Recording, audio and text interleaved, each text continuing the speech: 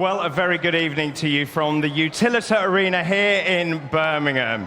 Now, this is the launch of the Reform UK campaign for the local and mayoral elections on May the 1st. Now, there are just 30 minutes to go until showtime, so I thought I would take the opportunity to show you behind the scenes and also to explain what tonight is all about. First of all, I must apologise that we are running slightly late, and that is because we have enormous queues around the building as people are packing in to see the next government in action.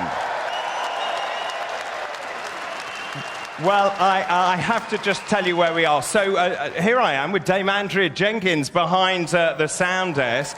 This is where all the guys and girls are actually making all the audio come true.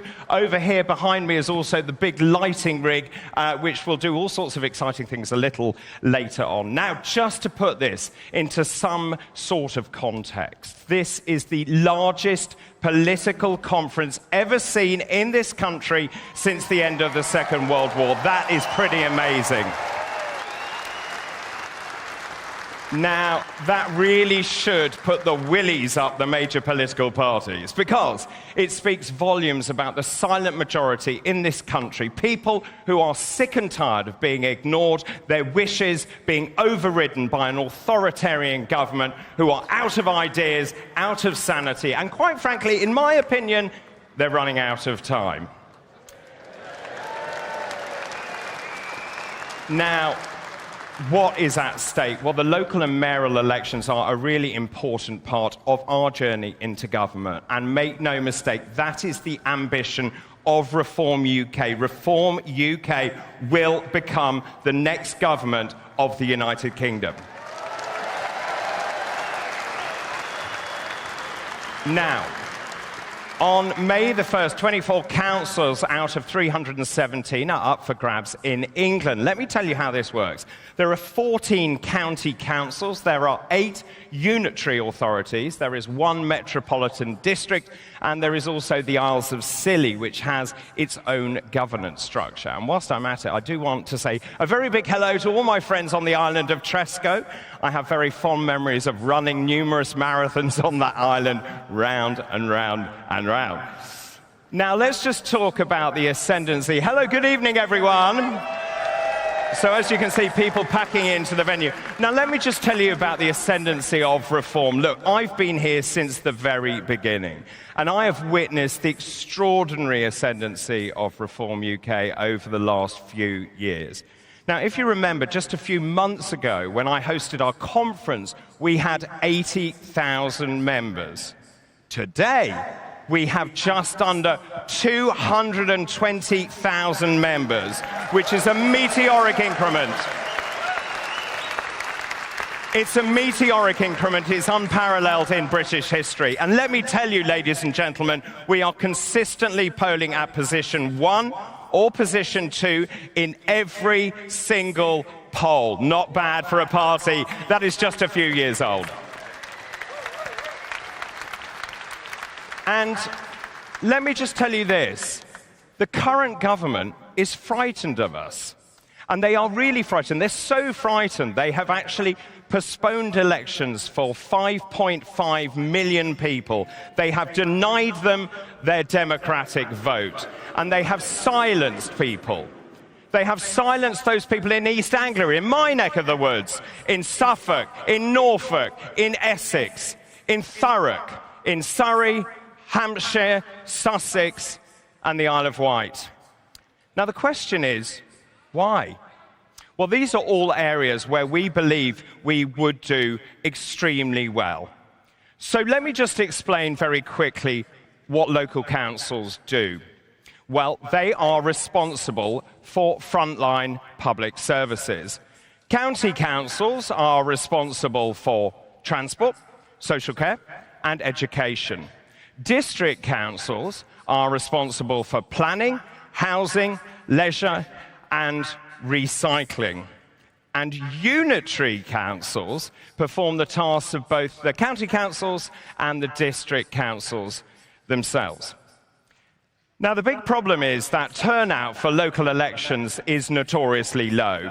It's around, say, 30 to 40%, which is extremely low when you compare this to the turnout at the general election, which is around 66%. But here's the thing, and it's a really important point.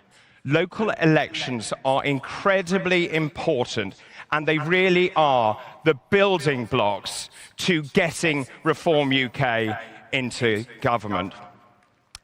Now, here we are. I just want to show you our street scene. Let's go over here, first of all, and let me just show you our bus stop. Good evening, everyone. Nice to see you all. Just hang around. So this is part of Broken Britain. So let me just show you a poster here. This is advertising Cirque du Labour. This is a clown in 10 Downing Street.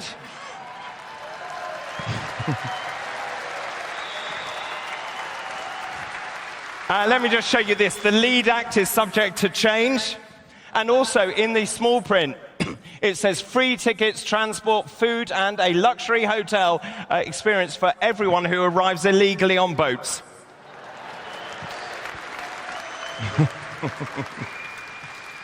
We have another clown. This is clown Boris in Cirque du Tory. This is based at Matthew Parker Street, which is the headquarters of the Conservative Party. The venue subject to change. They can no longer afford their own office.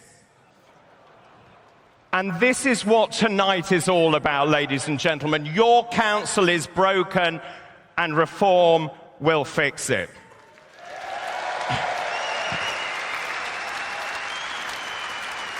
Come with me, come with me. I just want to take you round the geography of this venue. So this is our set, and here we are on our road, which is full of potholes. Does that sound familiar? Yes. Pothole, danger potholes ahead, footpath closed, dangerous potholes ahead, and various diversions. Let's go to the pub. Generally.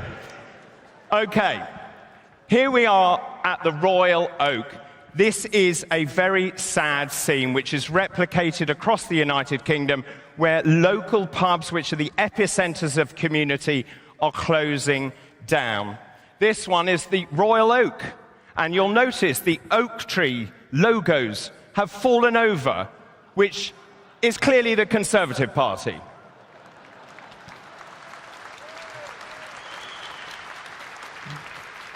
And this premises is for let. And if you're interested, you can ring that number, and you may get a surprise to see who answers. Let's move over here. One of the biggest problems that we are seeing across Britain is the decimation of the high street. It is a real travesty. Loads of shops are closing, and they have been replaced by barber shops.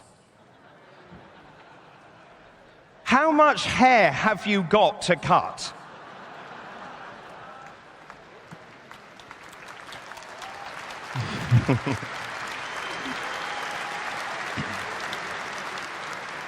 So this barber shop, it's Keir's Cuts. He cuts everything apart from your tax. Let's go next door. So apart from the barber shop, we also have Labour Brokes. The betting shop. So, we've now got a bet on. Excuse me, this is the bet Starmer sack race, so the odds are on for that, whether Starmer is sacked. And here are the odds on the new Prime Minister, Nigel Farage, to be the new Prime Minister.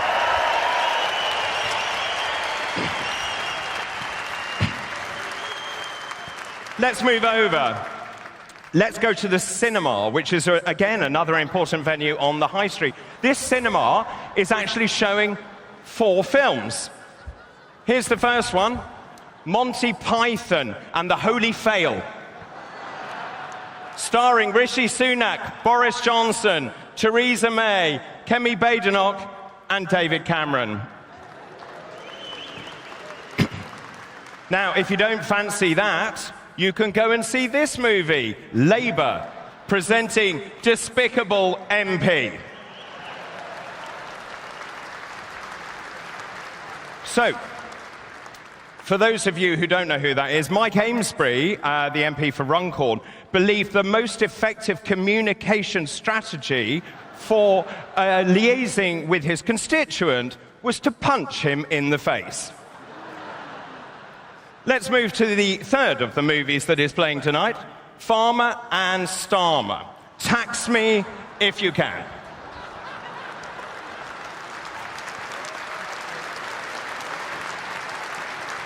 And the serious point here is they are going after the farmers. These lot who live in Islington have no idea where the food comes from. They are destroying family farms and they are destroying our food security.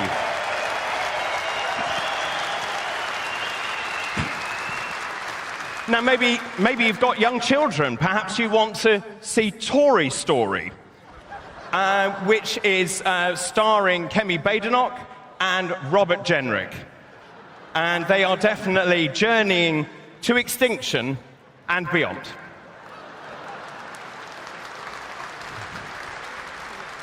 And finally, this iconic phone box, which I think we see all over the United Kingdom, which has been subject to graffiti, has been left derelict and dejected. We'll talk more about that a little later on. Well, what is extraordinary about this party is to see its meteoric rise. And as I said, I've been there from the beginning with Richard, with Nigel, with some very dedicated people who form the core of that organisation. But we have been so impressed by the level of support and the people coming forward to stand as candidates to say, look, I'm going to stand up and I want to represent my council, my local area, or indeed my country. And I want to introduce you now to one of our new candidates, and I want to introduce you to a young man called Joseph. Good evening. Hi, good evening. You all right?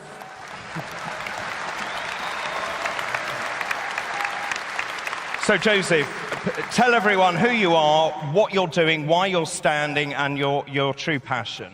Well, I'm Joseph Boehm. I'm the chairman of the North West Leicestershire branch. And I'm also standing as a candidate in Whitwick, which is a place my ancestors have lived for the last 171 years. Fantastic. And can I just ask you, you are a young man. It's fantastic to see you standing up for your community and wanting to put back into that community. What drives you?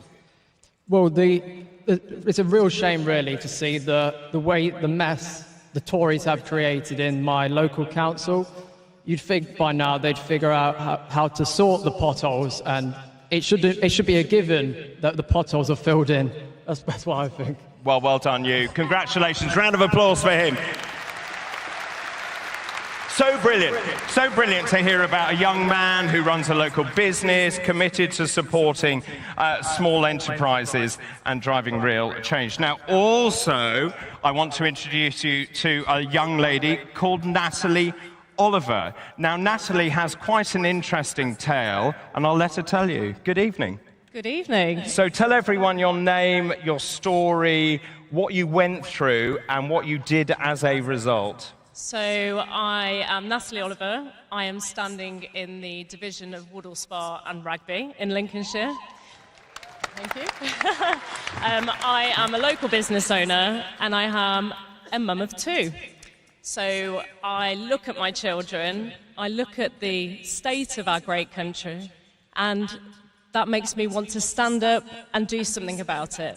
So that is why... Well done, you. Yeah, absolutely. And for young people, and you are a very young person, for young people who are thinking about getting involved in politics, I've been around long enough to know it's a very difficult and ugly journey. What advice would you give them? Look, you are doing this for the right reasons. You will always get flack. It comes with the territory. So you've got to stay strong, know that you're doing the right thing, and put everything into it. Ignore the rest. The only reason they're doing that is because they are concerned and they are panicking about their position. Well said. Well, congratulations, Natalie. Thank you very much. Now, I mentioned we've had a meteoric rise. We really have. And the highlight for me was all the hard work paying off and getting members of Parliament elected. And it was an extraordinary evening. And I'd now like to introduce you to a friend and a colleague and someone I work very closely with, Richard Tice. And of course, Richard is Deputy Leader and he's the MP for Boston and Skegness.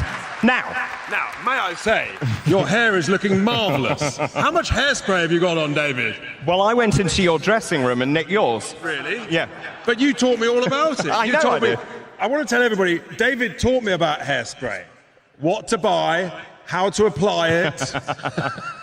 And did you learn anything? From you, loads. So, Richard, I said we go back a long way. We have been on a remarkable journey.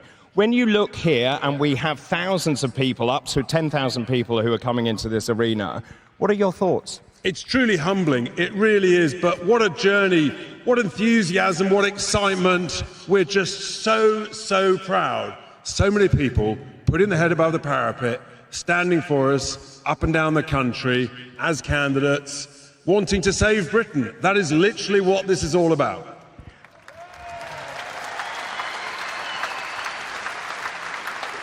The journey itself has not been an easy one.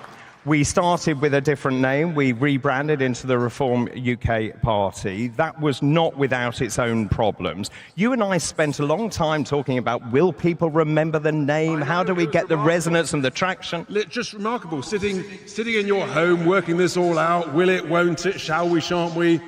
But, you know, it's all been worthwhile. And I've got this sort of simple expression, which is, and I learnt it from my late uncle, you've got to be in the room to be in the deal.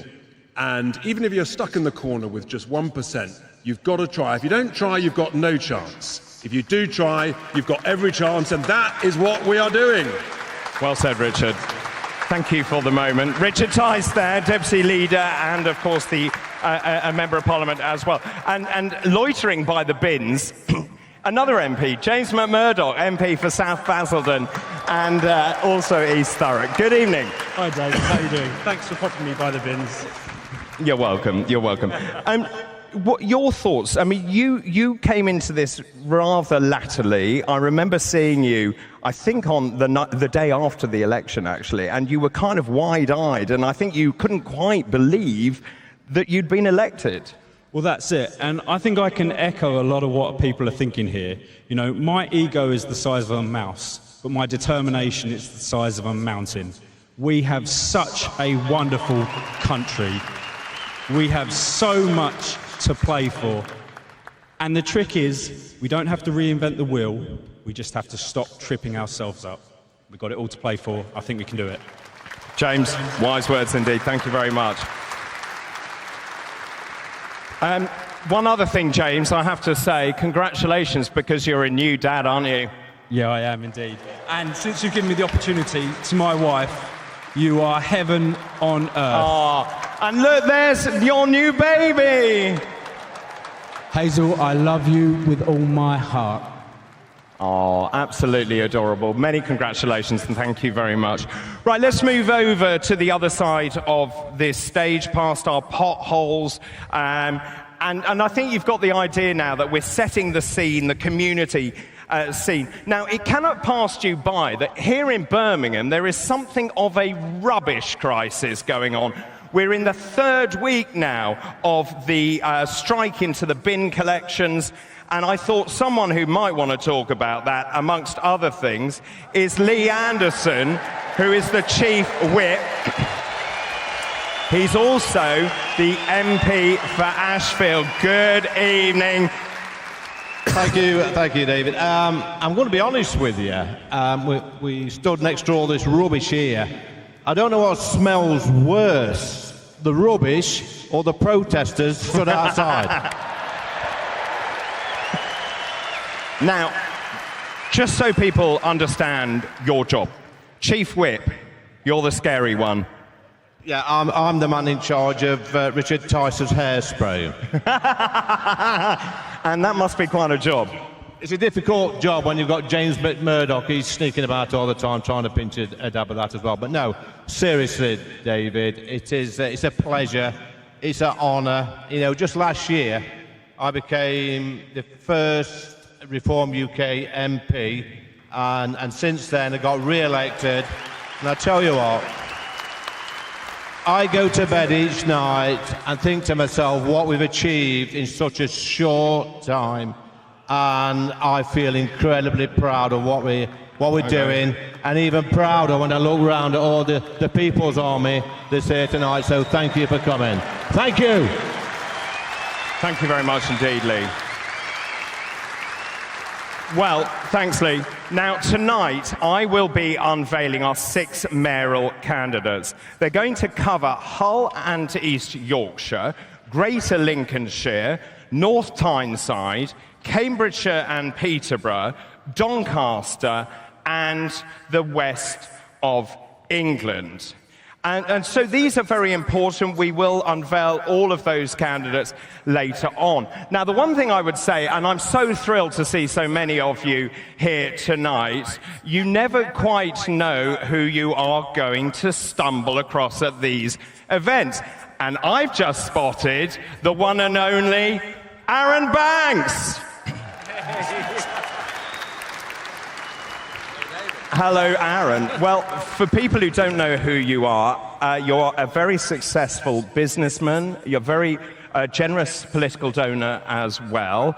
You were co-founder of Leave EU with Richard Tice, I believe. And you also helped Nigel in his campaign as well.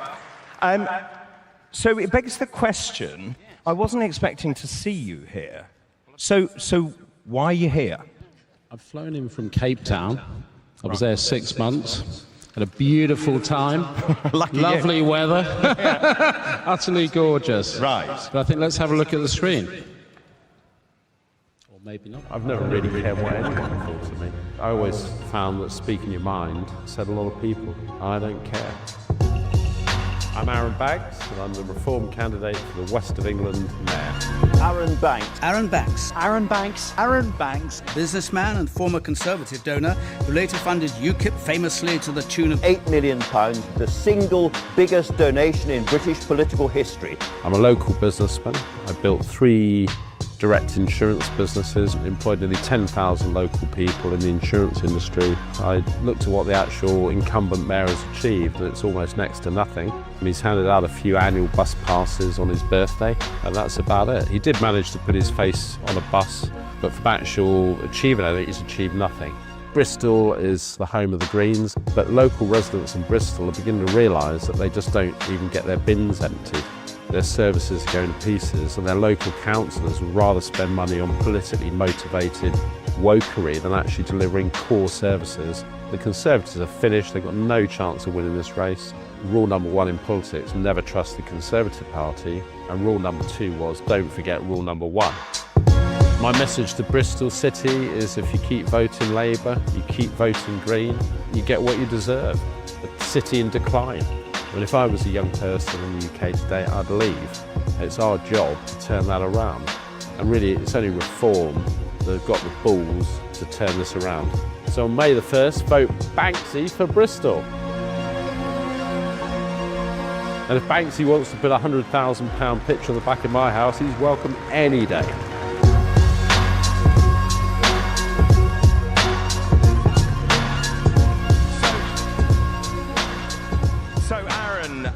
Aaron, we're going to speak a little later on about why you've become involved. Just can you encapsulate your thought process? Why would someone like you, and I understand that you feel very passionate about Bristol, that you want to do something. What made you stand up and be counted? Well, look, I backed Brexit Nigel all the way from the very beginning. Not quite the beginning, but almost the beginning. But this is my local area. It's the Greens, it's the Liberals, the Labour. They've wrecked the place. And so it's time to stand up and do something.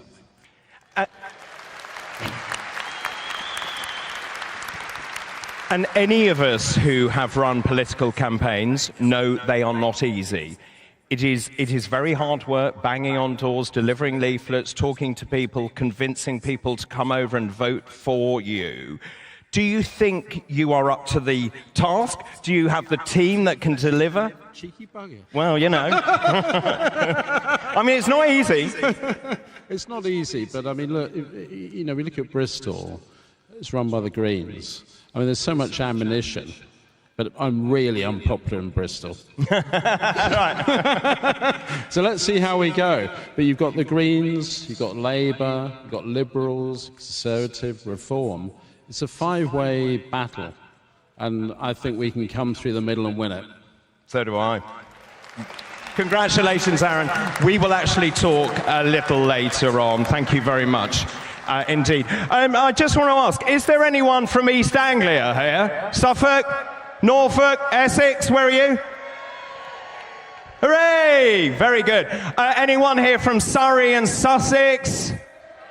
Thank you very much. I'll go through some of the areas a little later on, but time is pressing. It is almost showtime, and I have just a few minutes to get myself together and to get prepped. Just stay tuned for the Reform UK rally, starting in just 4 minutes' time here from the Utilita Arena in Birmingham with thousands of my closest friends. Don't go anywhere.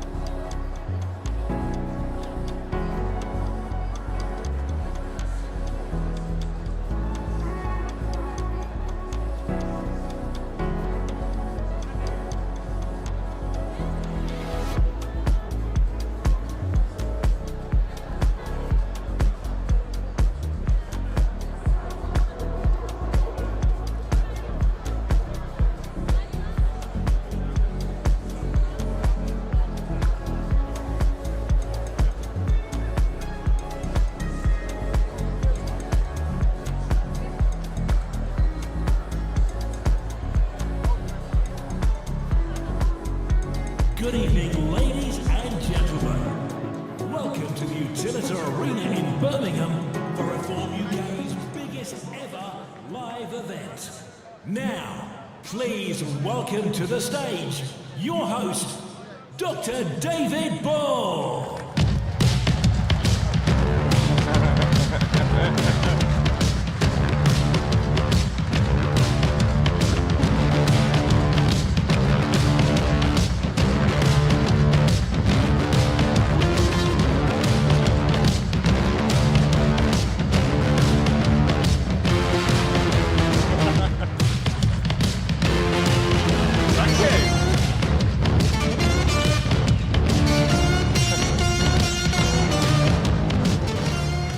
Well, hello, Birmingham. Good evening. Now, is there anyone here who cares about the future of the United Kingdom? Is there anyone here who thinks the current government is out of its depth and out of control? Is there anyone here who thinks the Tory party is consigned to history? And is there anyone here who believes that Britain needs reform? Well, good evening, ladies and gentlemen, and welcome to the Reform UK launch of our mayoral and local election campaigns. I'm Dr. David Bull, and once again, it is my great pleasure to be your host tonight.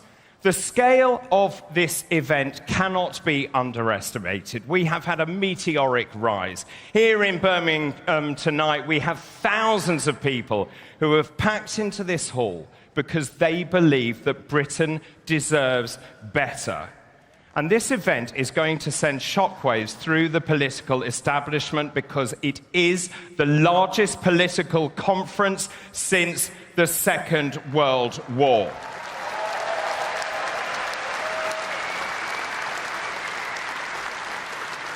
And it's not just in this arena, we're also joined by an online audience from around the world, including some friends in Washington, D.C., and also in the Oval Office. Say hello, please, to everyone watching online around the world.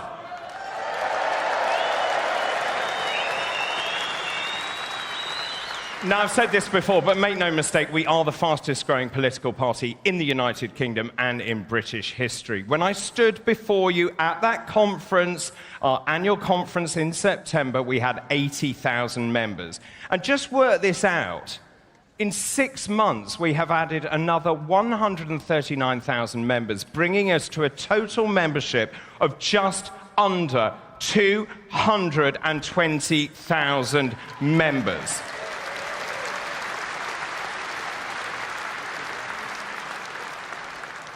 But look, there's a reason for that, and that's because this country is in terminal decline. It's because the Labour Party has destroyed the high street. It's crippled employers with record-breaking tax hikes. It's destroyed communities with open border immigration, and it has broken Britain.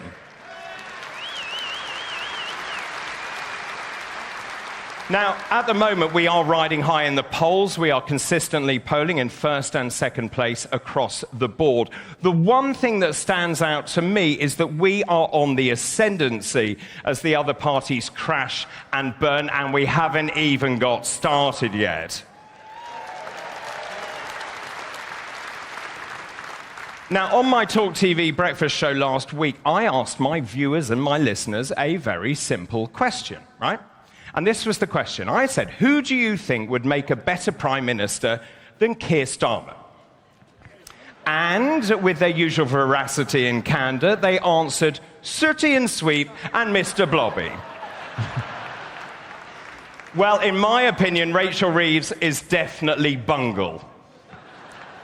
And other viewers suggested that Guy Fawkes should have finished what he started. Well, 2 days ago, Rachel Reeves delivered her spring statement. She said she was proud of her achievements. What? Yes, no, she's proud because the economic nosedive isn't her fault. No, it's not her fault at all. She blamed the economic downturn on global factors. Yes, that's right, global factors, not her own ineptitude. She said Labour was elected to bring change. Well, it certainly has. The last 8 months has been characterised by a litany of failures. The OBR has downgraded our economy, and Labour has overseen the economic destruction of this country. That's not just my opinion. The editor of the Sunday Telegraph said, "This must have been the most disingenuous fiscal statement of all time, delivered by one of our worst ever chancellors." Rachel Reeves's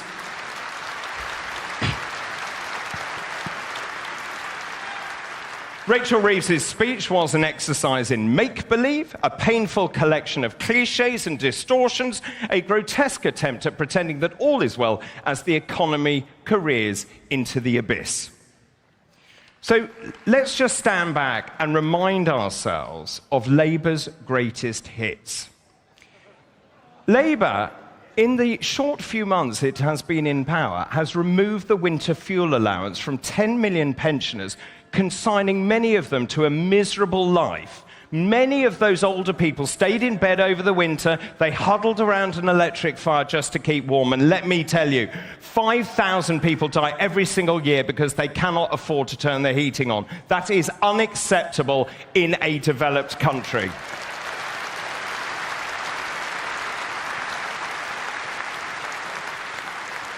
Labour also cut welfare benefits for the disabled, which is cruel and it is heartless. They hammered farmers with their inheritance tax, which will destroy family farms and damage our food security.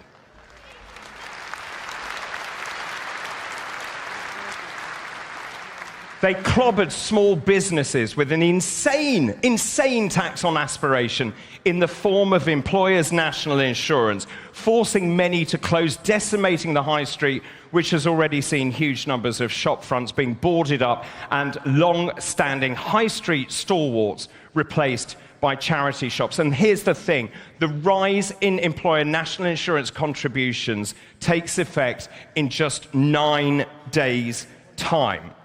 And the impact is real. We already know that 300,000 businesses are now planning to cut staff because of the Labour government. Now, they also repeatedly promised to cut illegal immigration. Since Keir Starmer came to power, 25,000 people have come to this country illegally on small boats. They are also worshipping at the altar of net zero. Let me tell you what they're doing. They've chucked 22 billion quid of your money into untested and untried carbon capture.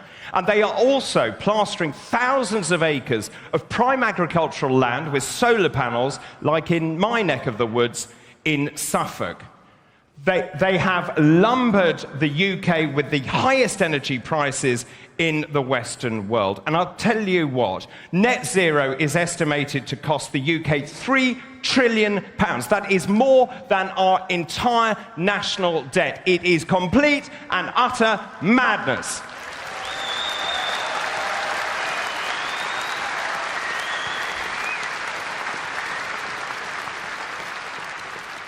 I can just tell you some breaking news. We've just gone over 220,000 members. And it's still climbing.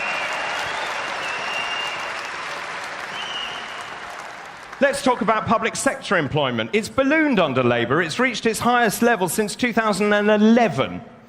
Since lockdown, there has been an increase of, wait for this, 500,000 public sector workers, and yet public sector productivity is 8.5% lower.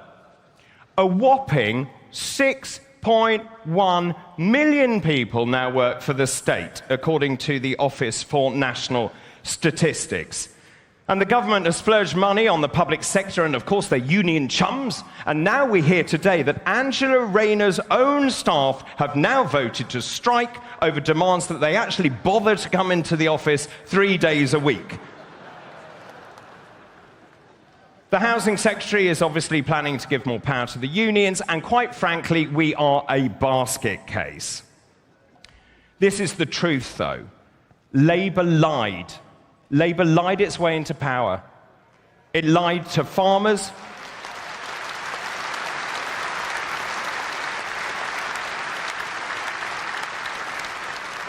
It lied to farmers, disabled people, it lied to students, it lied to pensioners, it lied to small businesses, and it lied to all of us council tax payers.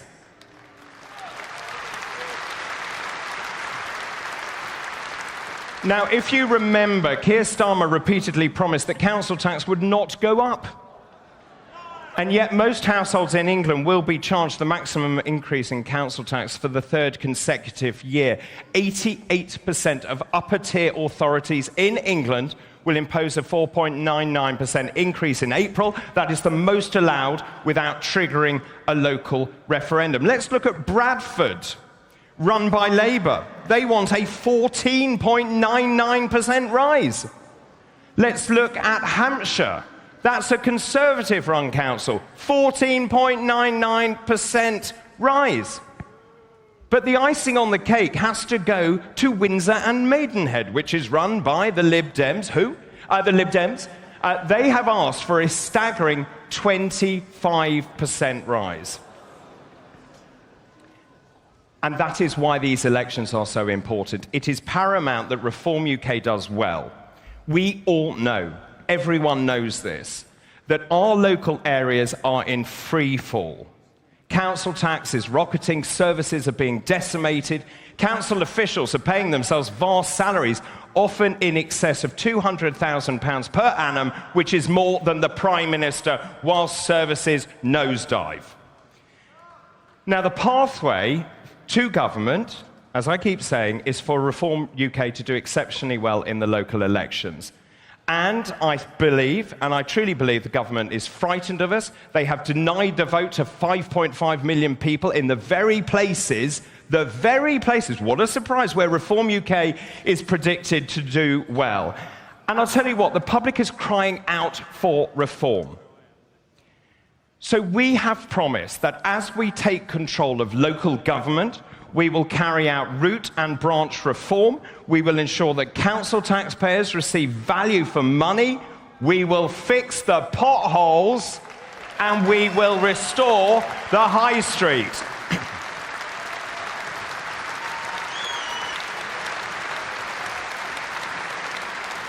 We will protect our libraries and community resources, and we will slash wasteful spending. It's really important because by proving that we are adept, accomplished, and competent, we can show the country that we are ready for government.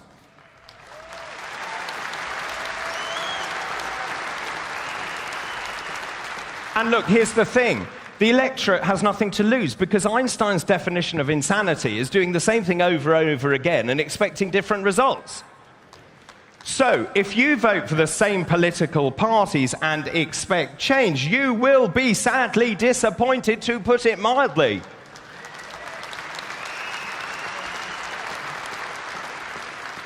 If you vote for Reform UK, you will get a party that believes in local communities, in family, and in country. This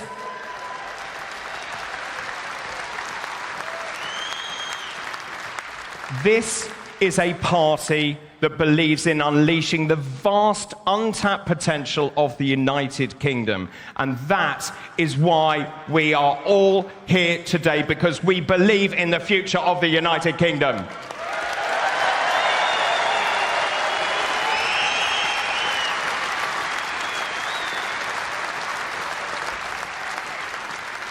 Well, to tell us more about why the local elections are so important, to galvanise everyone in this room into action, and to explain the methodology behind the strategy, it's now time to introduce a friend, a colleague, a fantastic member of Parliament. In the short space of time that he's been elected, he has made over 100 spoken contributions in the chamber. Always looking suave and debonair, not a hair out of place, thanks to a lot of L'Oreal products. Please welcome the Deputy Leader of Reform UK, Richard Tice, MP.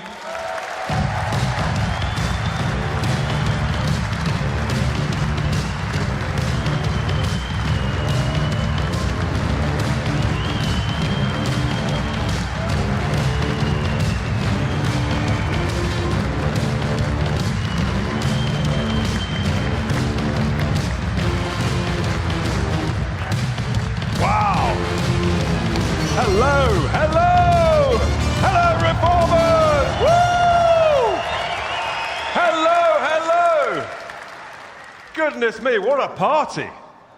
Isn't he a brilliant compere as our David? He's like the modern version of Larry Grayson from the Generation Game.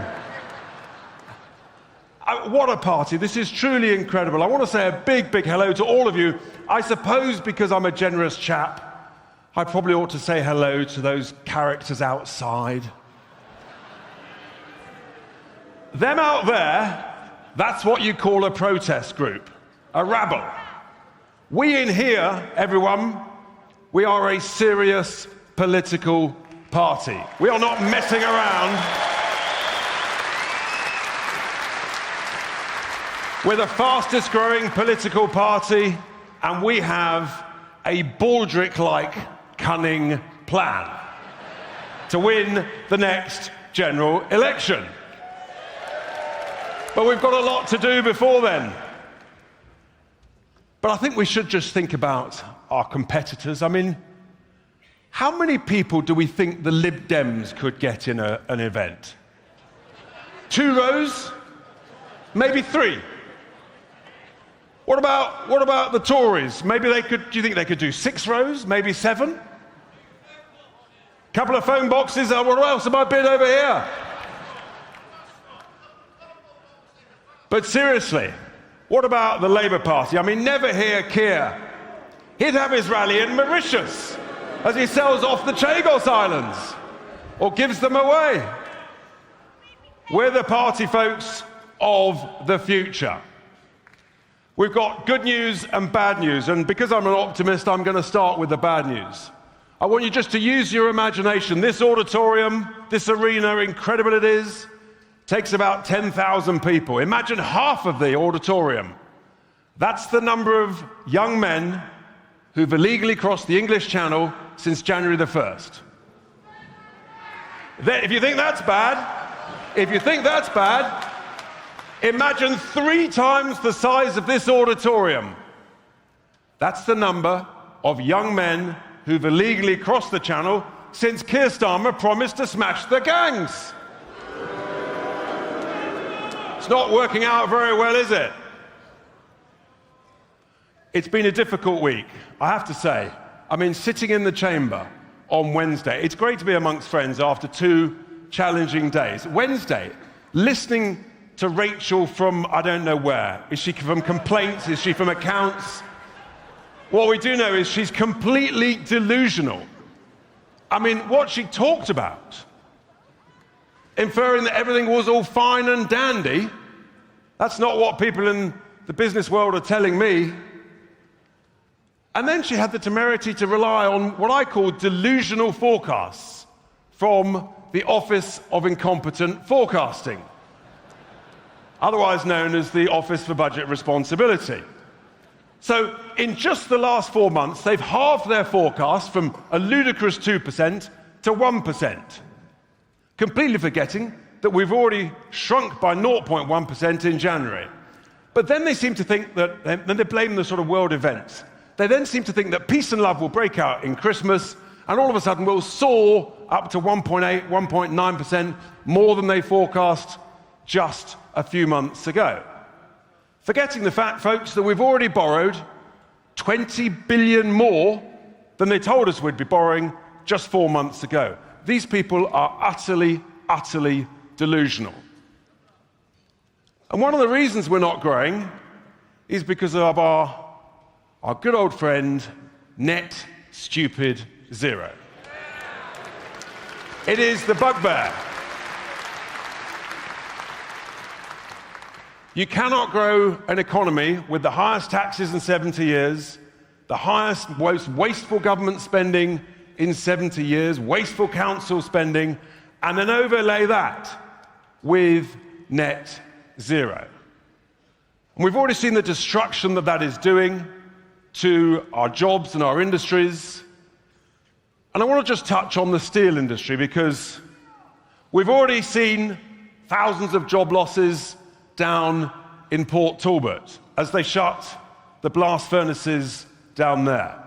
And then on Thursday, I had to sit in the chamber and listen to the Minister confirm that the Chinese want to close all steelmaking operations, shut the blast furnaces at Scunthorpe in Lincolnshire.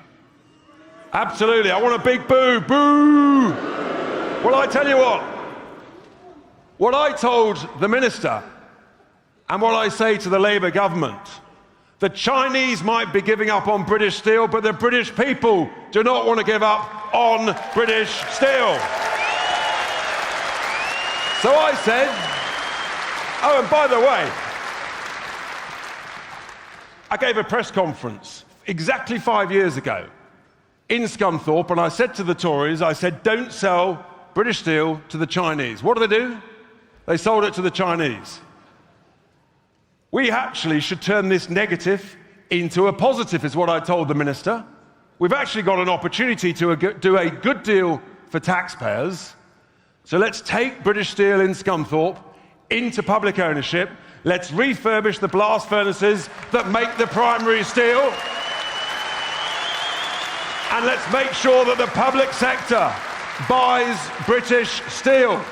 That is a huge opportunity to invest for British industry. It's an opportunity for our defence industry to buy the strongest, highest quality British steel.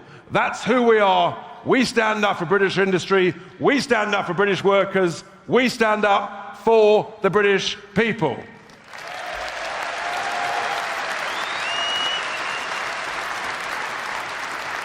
I mean, you really couldn't make some of this stuff up. The waste, we see it at the national level. You've probably heard my favourite, the old bat shed. The £100 million bat shed of our taxpayers' cash. But when you look at the councils, the waste everywhere, and you'll hear more of that later on. How is it that we seem to be spending ever more council tax, and yet the potholes are repaired less, and the bins are collected less, and if you live here in Birmingham, they're not collected at all? It's a catastrophe. The truth is, the Tories broke Britain, and Labour is in the process of bankrupting Britain. We cannot keep spending more than we're earning, because if you do that at home, you go bust eventually. If you do that at work, eventually you go bust. And folks, if we keep spending more than we're earning as a nation, we will go bust. And the markets responded very badly to Rachel's spring statement. The cost of government borrowing on a 10-year or 30-year basis is the highest it's been for about 15 years. That tells you something. We cannot keep going on like this. The truth is, the absolute clear truth is, timing, the secret of great comedy. I couldn't possibly comment, sir. I'd get in terrible trouble from the woke police. But the truth is that this great country of ours, it's in serious trouble. But the good news, folks, starting with these elections, is that we can turn this around. In the same way that a bad boss can ruin a good business in a couple of years, a good boss can turn it round in 2 to 3 years. So our cunning plan, with your help, with the help of all these brilliant 1,500 or so candidates who are standing, with the mayoral candidates, we are going to win this May the 1st. We're going to win big. We must win big. And when we do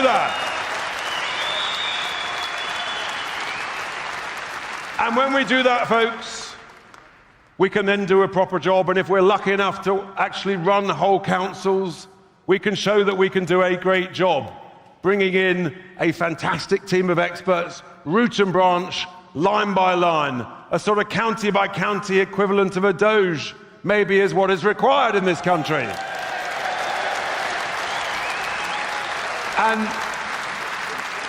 And then we've got next May 2026 to look forward to in Wales and Scotland, and extraordinary things are going on. The Welsh over there, I think. Where are the Scots? Are the Scots? Here we are, the Scots. We're doing great there.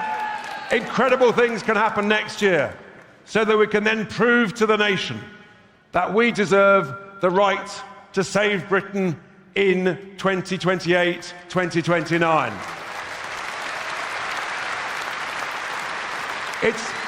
No one's saying it's easy, but what I want to hear from you, as I conclude, I want to hear from you that you believe that we can save Britain. Can we do it? Do you want to grow Britain again? Do you want to make Britain great again?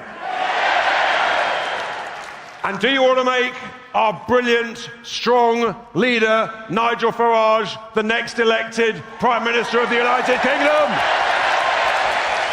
Then let's do it! Thank you very much!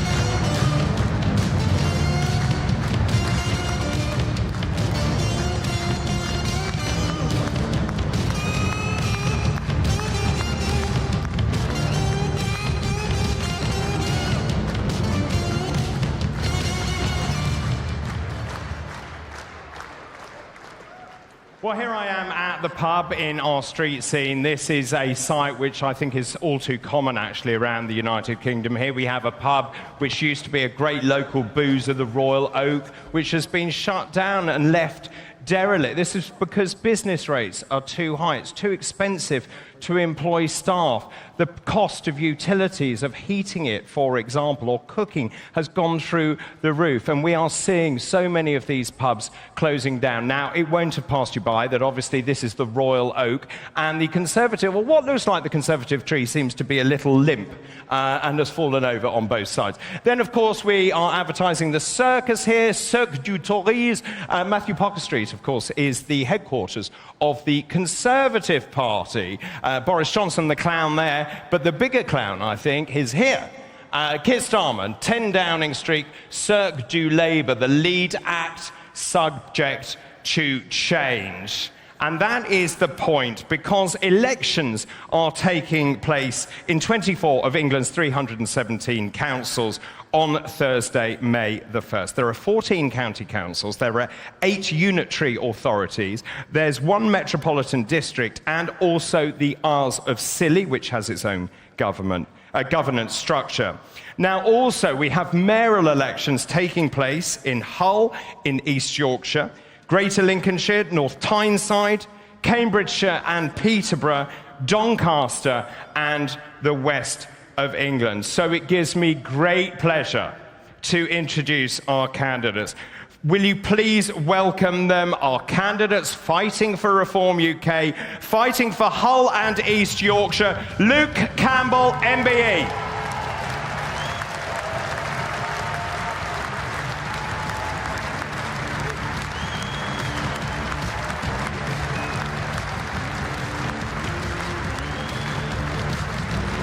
Fighting for Greater Lincolnshire, Dame Andrea Jenkins.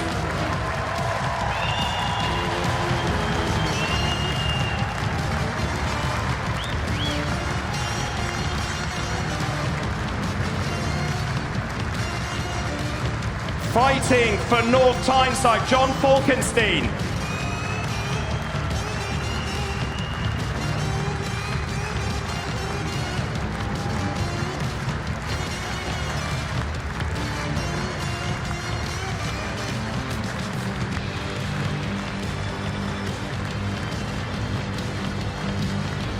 Fighting for Cambridgeshire and Peterborough, Ryan Coogan.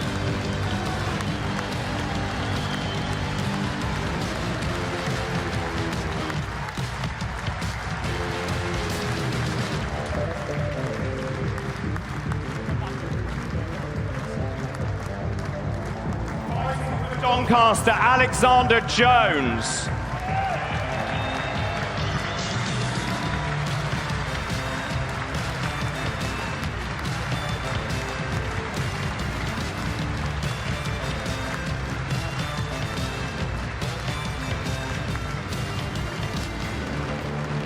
And fighting for the west of England, the one, the only Aaron Banks.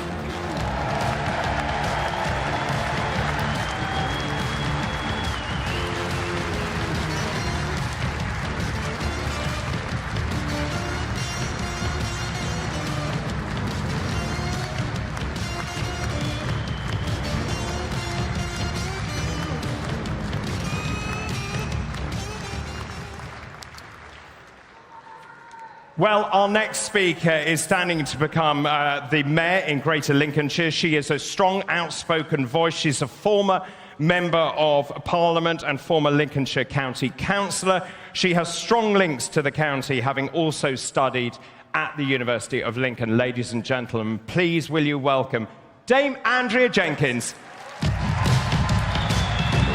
Nothing.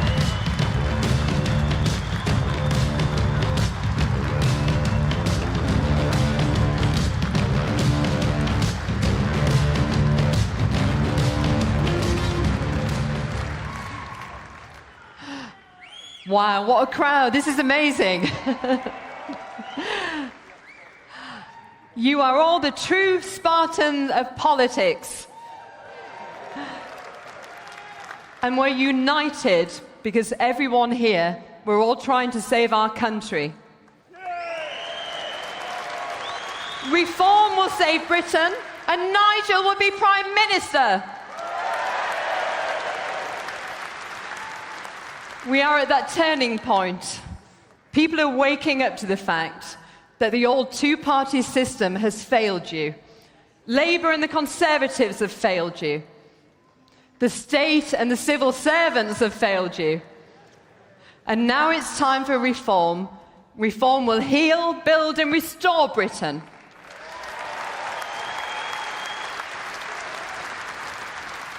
I'm sure you agree. We Brits are sick of soft-touch Britain. We are sick of being back of the queue, and we are sick of seeing illegal migrants getting free hotels.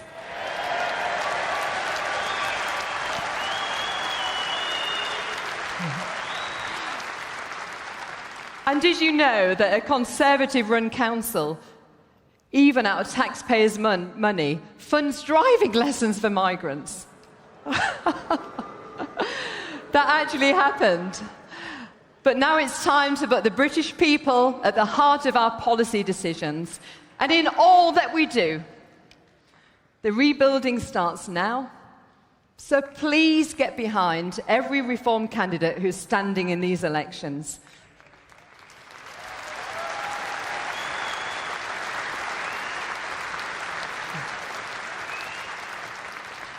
We need you, we need your help, we need your support, and we need your vote. And I've got 500,000 leaflets if you want to come to Lincolnshire and help me. Now it's time to stand up, to be brave and to be counted.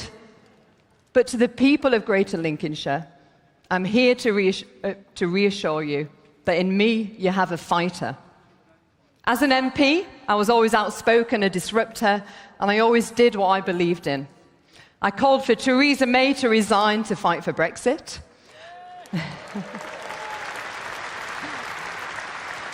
I was the only MP on the Health Select Committee who opposed the regressive sugar tax.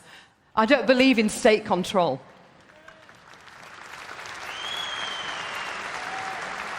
I was one of the first MPs to state that there's only 2 genders.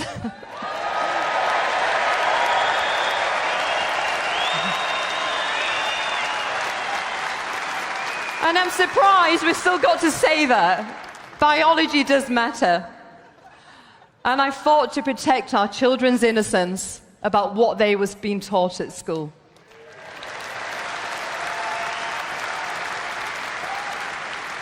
Now, I called out the effects of illegal migration on Britain. And I actually held a debate in Parliament about the true cost of illegal migration. And do you know that only 6 MPs turned up to this debate? So thank God we've got Reform MPs now.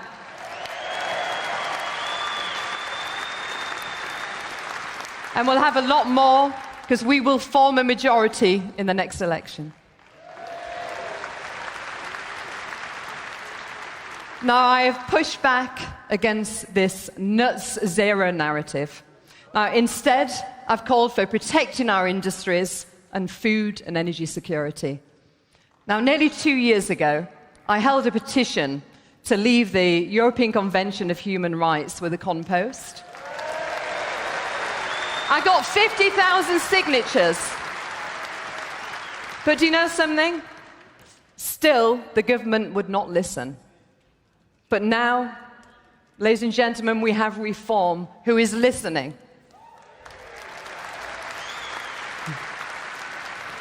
Now, in my Common Sense manifesto, I will establish a Lincolnshire Doge, just like they're doing in the US.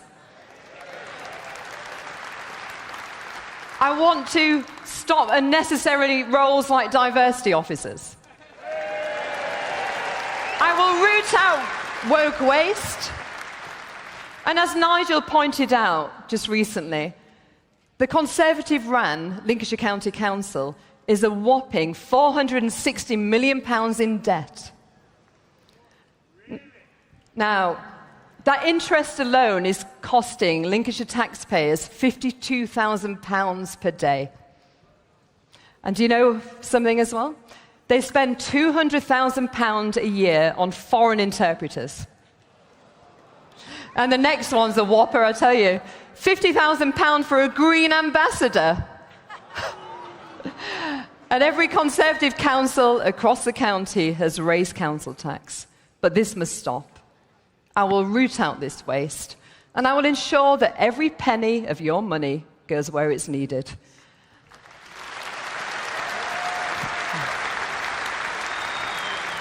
Now, under my watch, there'll be no taxpayers' bill for bureaucratic blunders. I will establish a transport for Greater Lincolnshire.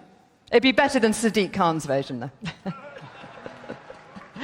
Are you like me, not a fan of Sadiq Khan as well? Yeah.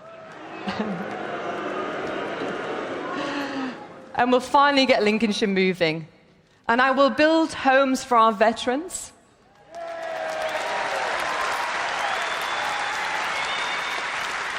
Because they fought for us, and it's time that we fought for them.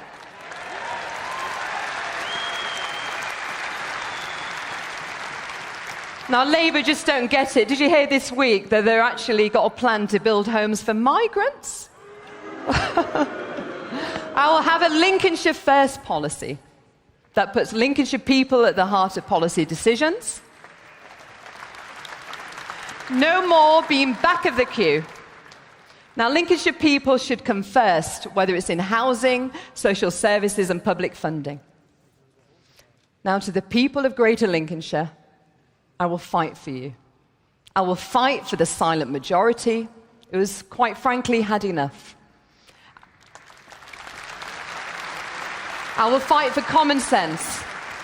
I will fight to protect our children's future. So together, with Nigel and every one of you here, let's save Britain and let's do this. Thank you.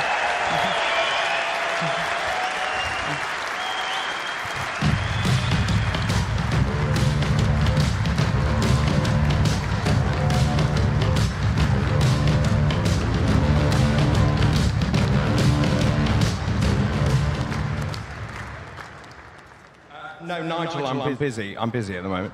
Sorry. Let me just tell you, by the way, this is an iconic piece of British furniture, isn't it? I think you will agree. This is a K2 red telephone box. It was actually designed by Sir Giles Gilbert Scott, who was the son of Sir George Gilbert Scott, who was responsible for many of the wonderful masterpieces, the architectural masterpieces in Bristol. Well, that brings me rather nicely to the next mayoral candidate for the West Midlands. It gives me great pleasure to say that I'm going to talk to him now. Ladies and gentlemen, please will you welcome Aaron Banks.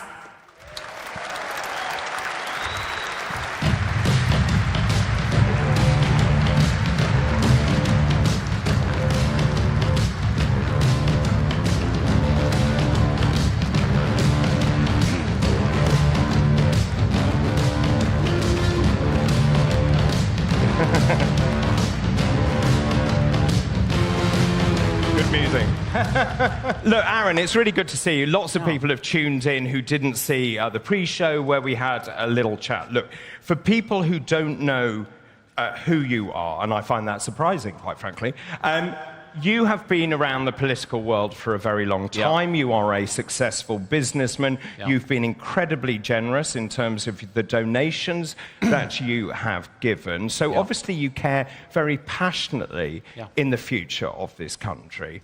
So why would you want to get involved on a local level by becoming a mayor of Bristol, which is a beautiful city, by the way, but is not fulfilling its potential? Well, it's my area. I mean, Bristol is riven with fraud, corruption, all sorts of issues. It's run by the Labour Party, the Greens. We've got the we've got the Liberal Democrats in Bath, and it's an area that's underperforming. You know, it's a beautiful area. It brought the World Concord, the suspension bridge, SS Great Britain, Great Western Railways, fabulous area. But it's lost its way.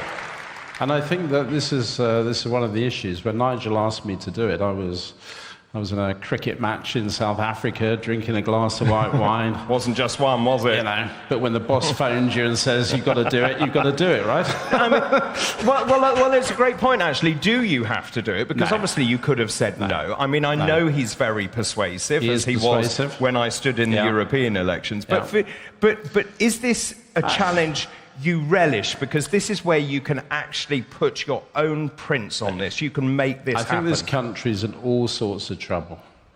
I mean, it really is. I mean, if you look at where we are financially, the Conservatives have run up a debt of £2.8 trillion, another 2.2 trillion in unfunded Ponzi schemes, pension Ponzi schemes. The country's bankrupt, and at a local level as well. We see wastage and we see money being spent on stuff that you just can't even believe. When I started to actually look at the mayor of the west of England, I mean, the guy spent 1.8 million quid on personal PR. What? He put it, yes, 1.8 million pounds on personal PR. And when I tried to find him on Twitter, he had 173 followers. So, I mean, he needs his money back. He needs his money back, and he needs new advice. Yes, he does.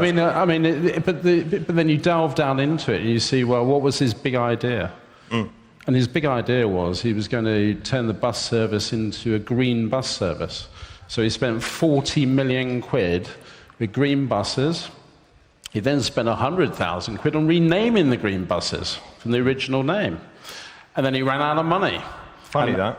He ran out of money, and a good socialist, he then cut the number of bus services by half, having spent all this money on this kind of project. And it goes over and over and over again. I mean, believe it or believe it not, there's an actual programme they spent £5 million on to investigate how to better get around the region. In other words, I don't know how, but to investigate different ways you could travel around the region. Well, how about putting on decent buses, rail services, things that people want or need?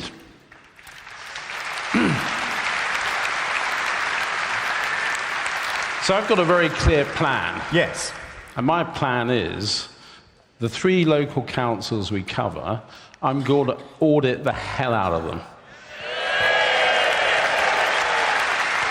And then when I've finished auditing them, I'm going to write to the local taxpayers. I'm going to tell the taxpayers how the council is spending their money.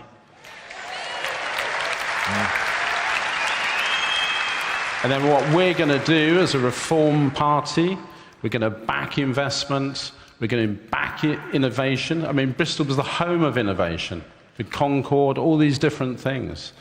We're going to build big, beautiful, iconic buildings. And then finally, we're going to take the statues out of the river in which they were dumped. We're going to put them back up.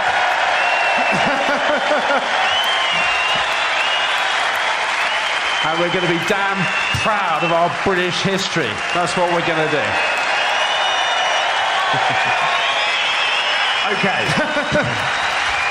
Sorry. Rapturous applause, Luke. You've got a standing ovation. So, you're a money man. Yep. What are the odds? Well, I'm about as popular in Bristol as a pork pie at a bar mitzvah. Right, okay. Maybe at the moment. At the moment. But it's a five-way race. Yeah. So you've got Labour, you've got the Greens, they both hate each other. You've got the Liberal Democrats, you've got the bloody Conservatives. I mean, I hate these people. And by the way, when Nigel asked me to stand, he said, look, can you just do me a favour, Aaron? He said, can you stop saying you want to destroy the Conservative Party? And I said, well, what do you want me to say? And there was a like 10-second gap. And he goes, well, can you say you want to replace them? I said, well, I'll stick with a destroy, thank you very much. Well, look, I think I speak for everyone here when I say we wish you a huge amount of luck. Thank you, David. It's going to be fantastic, and I'm sure you will win. Ladies and gentlemen, Aaron Banks. Thank you. Cheers.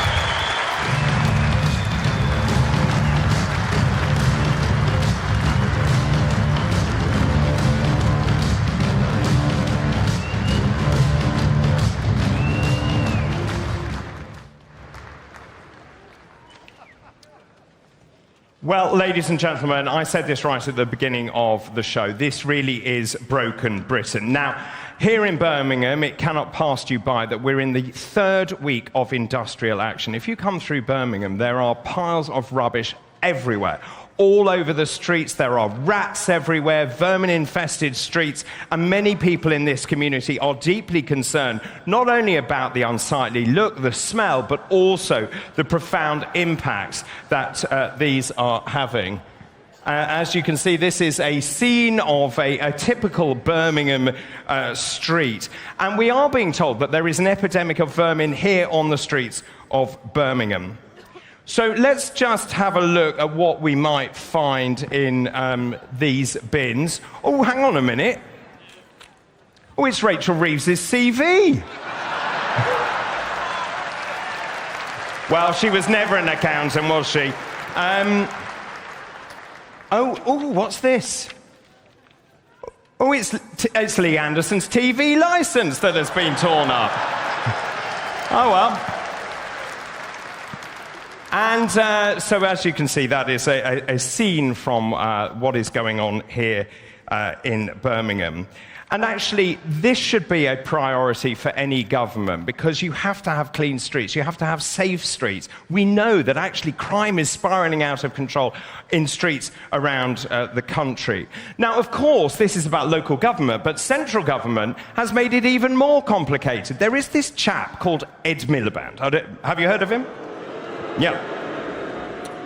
Now, Ed Miliband, or as I like to call him, Mad Ed, is obsessed by net zero. He is throwing so much money at net zero. In fact, and I mentioned it earlier, the cost of transitioning to net zero is actually so large that no one actually knows what that number is.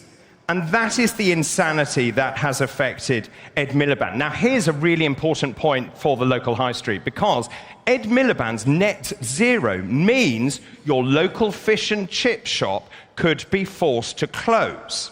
And that is according to the trade industry. The reason for that is because Ed Miliband's department can't actually tell us, when we ask them, how much it would cost to actually convert the appliances used to cook fish and chips into electrical appliances. He hasn't a Scooby-Doo. Now, also, if that wasn't bad enough, under the dystopian government that we currently have, officers enforcing Angela Rayner's great idea of Labour's workers' rights, they will now be given the power to enter people's homes, wait for this, seize their goods and their documents and their laptops. They can investigate potential breaches of the law, and essentially the Labour government has given them the same powers as police officers. That cannot be right. There is no doubt we are sleepwalking into a dystopian society where we are not allowed to think freely or speak freely or have conversations that you or I might have in the pub about unfettered immigration, levels of immigration into this country, putting huge pressure on public services, on housing, on GP practices, and we need to talk about it.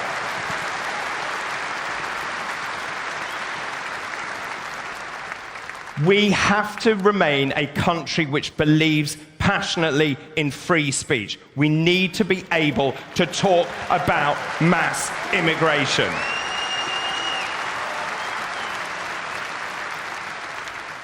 Well, one man who is never afraid to say what he thinks. He is the Chief Whip of Reform UK. Ladies and gentlemen, please welcome Lee Anderson MP.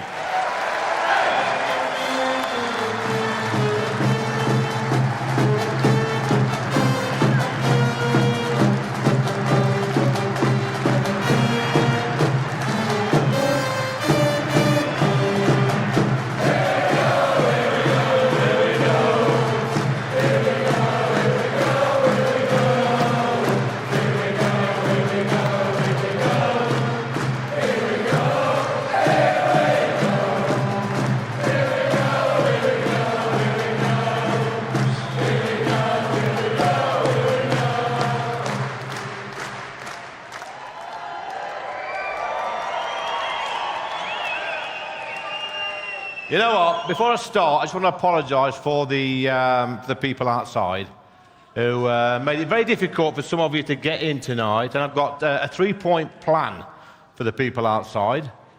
That's get a life, get a job, and get a bloody bath.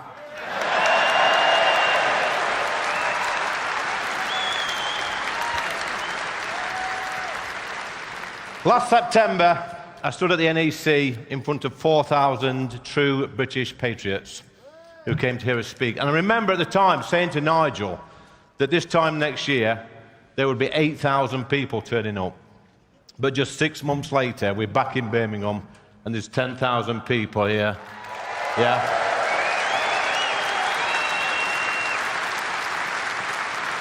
Backed up by a membership army of 220,000 people. No one can stop us, so thank you for coming here today. We really appreciate it. I've got one thing to say to you. I want my country back.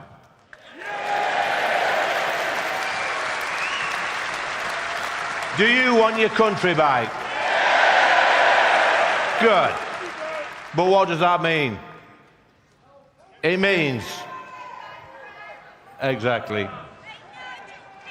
I want a country where people can book a same-day GP appointment. They can book a dental appointment. They can feel safe on our streets. They can be confident that our borders are safe. They don't have to worry about paying for the fuel bills. They should not be scared to speak their minds. And finally, I want to live in a country where our kids can go to school and not be told they could be 72 different genders.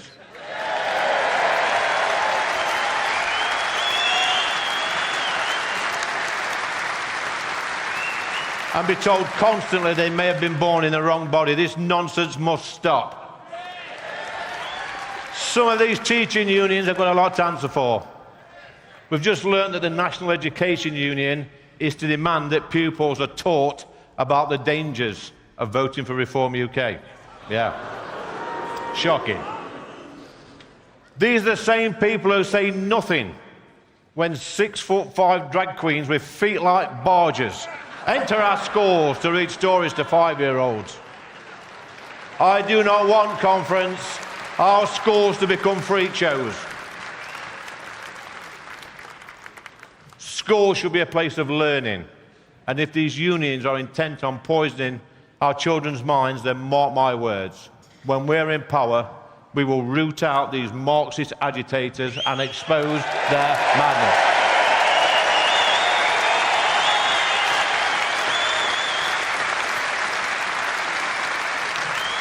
They are a danger to our children. We know that. Conference over the past 1,000 years, this great country of ours has led the world in science, innovation, technology, medicine, culture, democracy, and we've invented over 50% of the world's inventions. Yeah, it's true. Our beautiful country has truly been a gift to the world. But over the past 1,000 years, our history, our heritage, our culture has been erased by a useless bunch of politicians who are currently squatting in Parliament.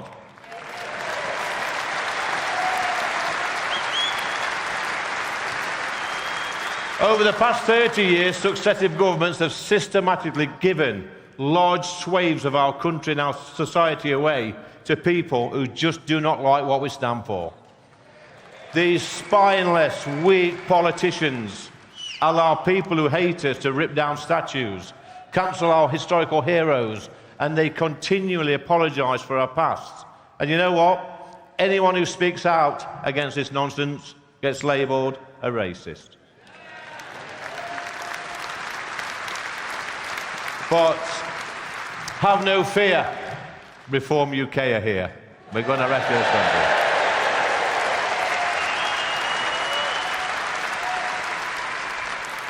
Look at some of the politicians we've got running our country at the moment. We have a public health minister who thinks it's okay to identify as a llama. You've heard that one, haven't you? We've got Rachel from Accounts. Her CV looks like it was written by Walter Mitty.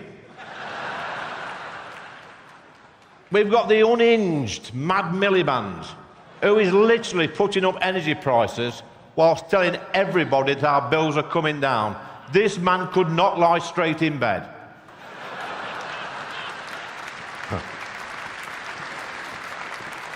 We've got a business secretary who says he was a solicitor, but he's never qualified as a solicitor. And don't start me on David Lammy, we're not going there tonight, I'll tell you that. I'll tell you what, guys, in my opinion, this is the most dishonest and incompetent bunch of politicians I've ever encountered in all my life.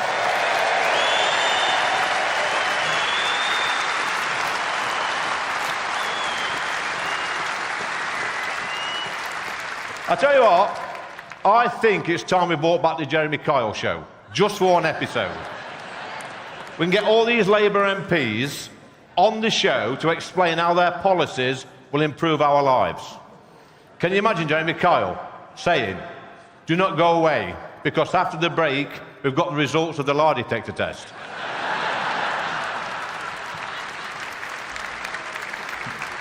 I tell you what, that polygraph machine would blow up and Graham would be doing his nutting. Ed Miliband, he keeps banging on about net zero. I'm fed up of hearing him. He thinks it's a good idea to stand in the middle of a field, playing his ukulele, and singing about wind energy. Well, let me tell you now, if he was caught doing that in Ashfield, he'd be carted off to the funny farm. True. Then we've got that no-brainer, Angela Rayner. She gets on my nerves. She keeps banging on about Islamophobia. She's even set up a committee that will take 6 months to come up with a legal definition of Islamophobia. Well, conference, I can save her the trouble. There's no such thing as Islamophobia. It's a made-up word by Labour politicians who are scared of losing their safe city seat.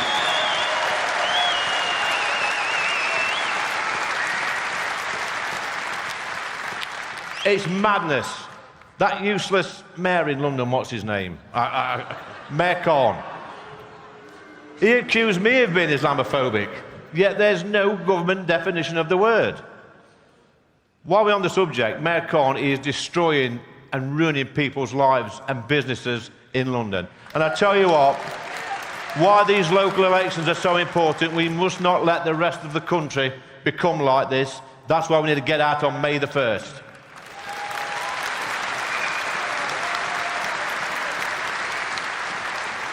Here at Reform, we're not bothered about your colour of your skin, your religion, your sexuality. We just want people to live a happy and prosperous life in a safe and tolerant country. What is wrong with that?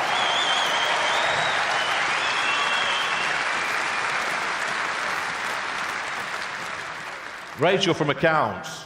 I tell you what, I wish she'd got bugger off back to her accounts and all the mess she's making the country. She keeps banging on about this £22 billion black hole and that she wants to grow the economy. But I'm yet to visit one single business that is happy with their budget. Businesses are terrified of what the future holds under this Labour government. But guys, we can't stop them. We must fight back. Reform will fight back. We've already seen that the government over the past few weeks have adopted some of Reform UK's policies because they can sense the anger of the British public who are now turning to Reform UK for common sense policies. Yeah.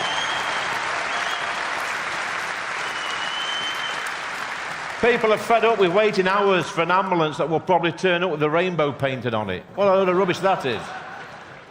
People do not want to see police officers dancing the Macarena. People do not want to see NHS workers wearing badges or lanyards that make political statements. They just want the NHS to do their job.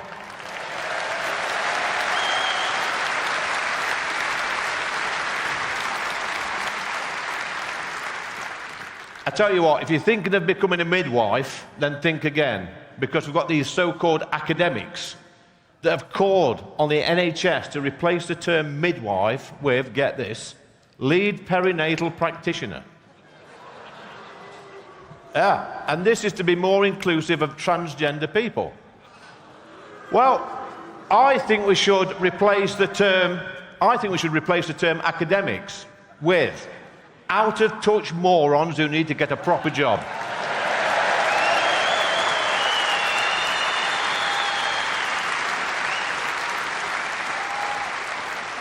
Communities all over the UK need our help. They are fed up. They're fed up with living in fear, fed up of living in crime-ridden communities where the police don't turn up anymore. But it doesn't have to be like that. But it will continue to be like that if we keep electing spineless, useless politicians. Our town centres are becoming no-go areas. Imagine going into your town centre and there's a gang of unruly-looking blokes drinking beer, swearing and being abusive. You turn round, there's another group making threats of violence and intimidating women. And then you turn around again, you see more undesirables arguing with the police and punching people. Sounds a bit like a Labour Party conference. But seriously, guys, this is happening in every town across our country. And it's stopping decent people from going across their business. But we can stop this. It takes political will and it takes courage. Remember the riots from last summer? Well, they were stopped pretty quickly. People were arrested, charged and put in prison within 10 days. And guess what? The riots stopped. And I know and you know that some of these people should not have been jailed. But my point is, it's true.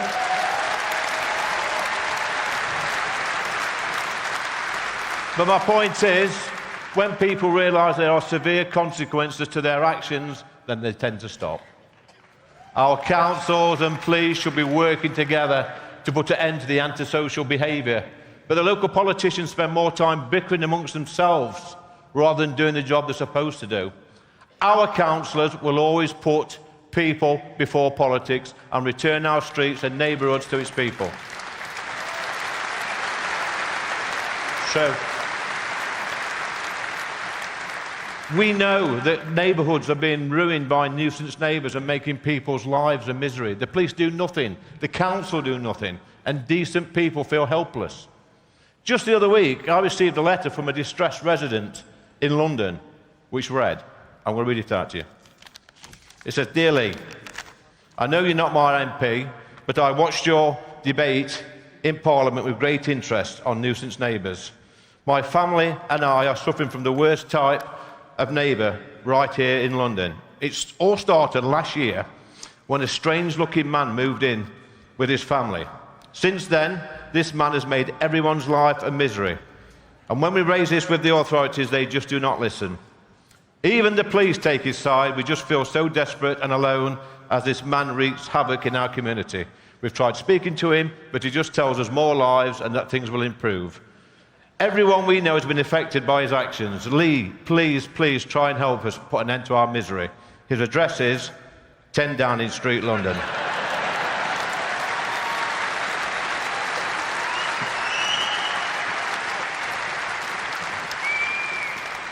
But Conference Reform UK have a huge advantage, and that is the thousands of people we've got out there pounding the streets, delivering leaflets and knocking on doors.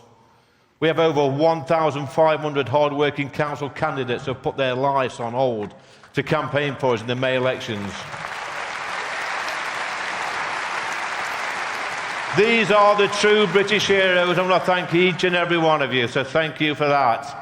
We have thousands of people who have never been involved in politics in their lives, and they've stepped forward to fight for our great country. Old people, young people from all different backgrounds are now standing shoulder to shoulder in the battle to save our country, and history will remember these people who stepped forward in our hour of need.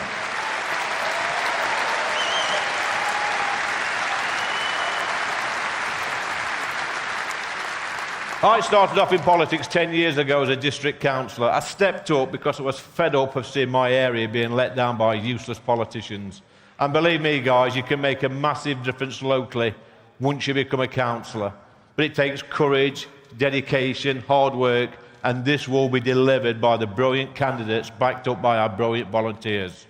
Not only do our candidates have courage and dedication, but they're also going to bring a wide range of skills which will turn the failing councils around in this great country of ours. I was just going to talk a little bit about illegal migration before I go.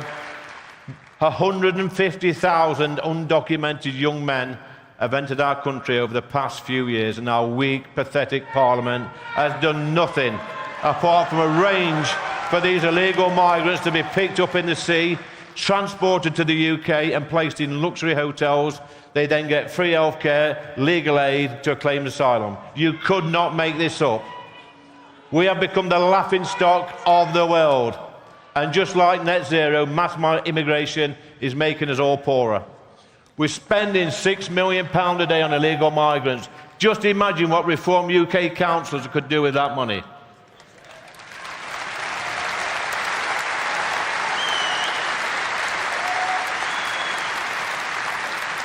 The duty of politicians is to make us all feel safe, better off and spend our money wisely, but they are failing miserably, and it's high time that we kicked all of them out before they trash our country. Conference, this madness needs to stop, and only the People's Army can stop it by making sure we get massive gains on May the 1st. This will be the real first test Reform UK since the general election. And people out there, there's many people out there who want to see us fail, but there are millions of people out there who are desperate for us to succeed. It's true. Our councils need Reform UK councillors that love their country and community. For far too long, they've been served by councillors who have no interest other than picking up a wage at the end of the month. Being a councillor is about public service. It's about fighting for your community. It's about putting people first, and it's about making sure that every pound is spent as if it's your own, and our Reform UK candidates will do this. Guys, we have about 5 or 6 weeks left now for May the 1st, and I know many of you in this room will be going out, pounding the streets, delivering leaflets, helping our brilliant candidates. We've got one crack at this, because next year we've got the Welsh and Scottish elections, and then we've got 2029, the general election, where we're going to put Nigel in number 10. But it starts on May the 1st. Thank you, Conference.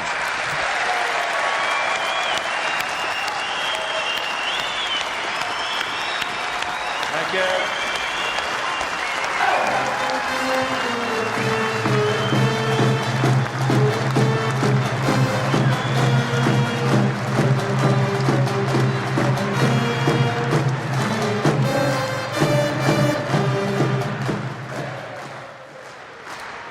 Well, the dereliction of the High Street is a travesty, and it's happened under successive governments. All of the stalwarts that used to occupy the High Streets have closed. The great department stores, people are not going shopping. It is not safe, as Lee said. Gangs of youths hanging around. in our town centres. And have you noticed quite how many barber shops have sprung up around the country? Well, I'm standing outside one. This is, of course, I'll show you here on this board. This is Keir's Cuts. This is Keir, who cuts everything apart from your tax. And if I turn it round, you can choose a hairstyle. Now, you could choose to look like Lego heads. Rachel Reeves. You could go for an Angela Rayner. You could have a Boris Johnson who never gets his hair cut. Theresa May is always looking quite sartorially elegant. I think Keir Starmer probably comes here, and Rishi Sunak perfectly coiffured. Let's go to Labour Brooks now and just have a look at what they're advertising. Rayner rookie, Labour to get knocked out, a 3-1 odds on, I would say. And this big bet, the big match, Reform to beat Labour, 2-1 odds on. And of course, not only on our street scene have we got our shops, we've also got our Reform UK bus, which has joined us here in the auditorium. It's essential in our campaigning around the country. I'll tell you what, ladies and gentlemen, this country desperately needs rescuing. It is a sinking ship. It is being captained by a robotic pilot, £22 billion black hole, with no vision, no original ideas, and no clue. Fixing the foundations, delivering for working people. The Conservative Party have become in freefall. They have a lazy leader. Apparently she doesn't actually like to have a meeting before 11 o'clock in the morning. She cannot land any punches. I'll tell you what, this country is sick and tired of two-party politics. This country is sick and tired of governance by mediocrity. And what this country is looking out for and crying out for is a passionate, articulate leader with drive, with vision, with determination, with optimism, with energy, with enthusiasm. This country needs hope. This country needs change. This country needs reform. And this country needs this man. Now, let us just remind ourselves of the extraordinary political story that this man has undergone. I now call the leader of Reform UK, Nigel Farage. We are the new kids on the block. We have no experience in this parliament whatsoever, even though some of us have tried many times over the years previously to get here. So we can't judge you from working in this place, but we can judge you from the way the outside world sees you. Believe me, folks, this is just the first step of something that is going to stun all of you. Thank you very much. Nigel Farage is Reform UK ahead of the Tories for the first time. The party has rocketed up the polls since Nigel Farage announced that he was taking over as leader. Re-energise Reform and seem to give them a poll boost. Hard work is the only way anybody succeeds individually, and hard work is the only way we're going to have a chance as a country to turn any of this around. You know, for a Labour Party that couldn't define what a woman was, couldn't define what a working person was, well, after today I'm pretty convinced they can't define what economic growth is. We believe that a society looks after its weak, but encourages everybody else to do the very best it can. We don't care about skin colour, we don't care about orientation, we care whether you share the values of this country. We care whether you obey the law, and we'll judge you on who you are. We'll judge you on who you are as a person. Isn't this what everybody wants? Is that what we're going to fight for? Can we make history? Are you going to be part of it? Thank you very, very much indeed.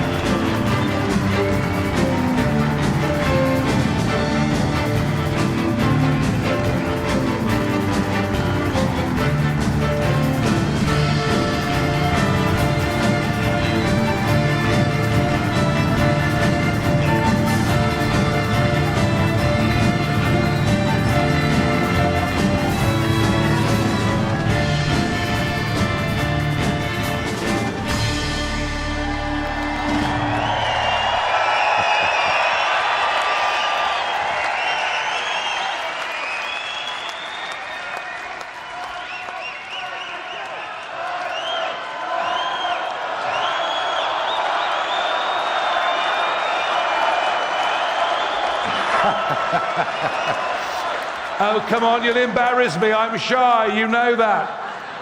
Good evening, Birmingham.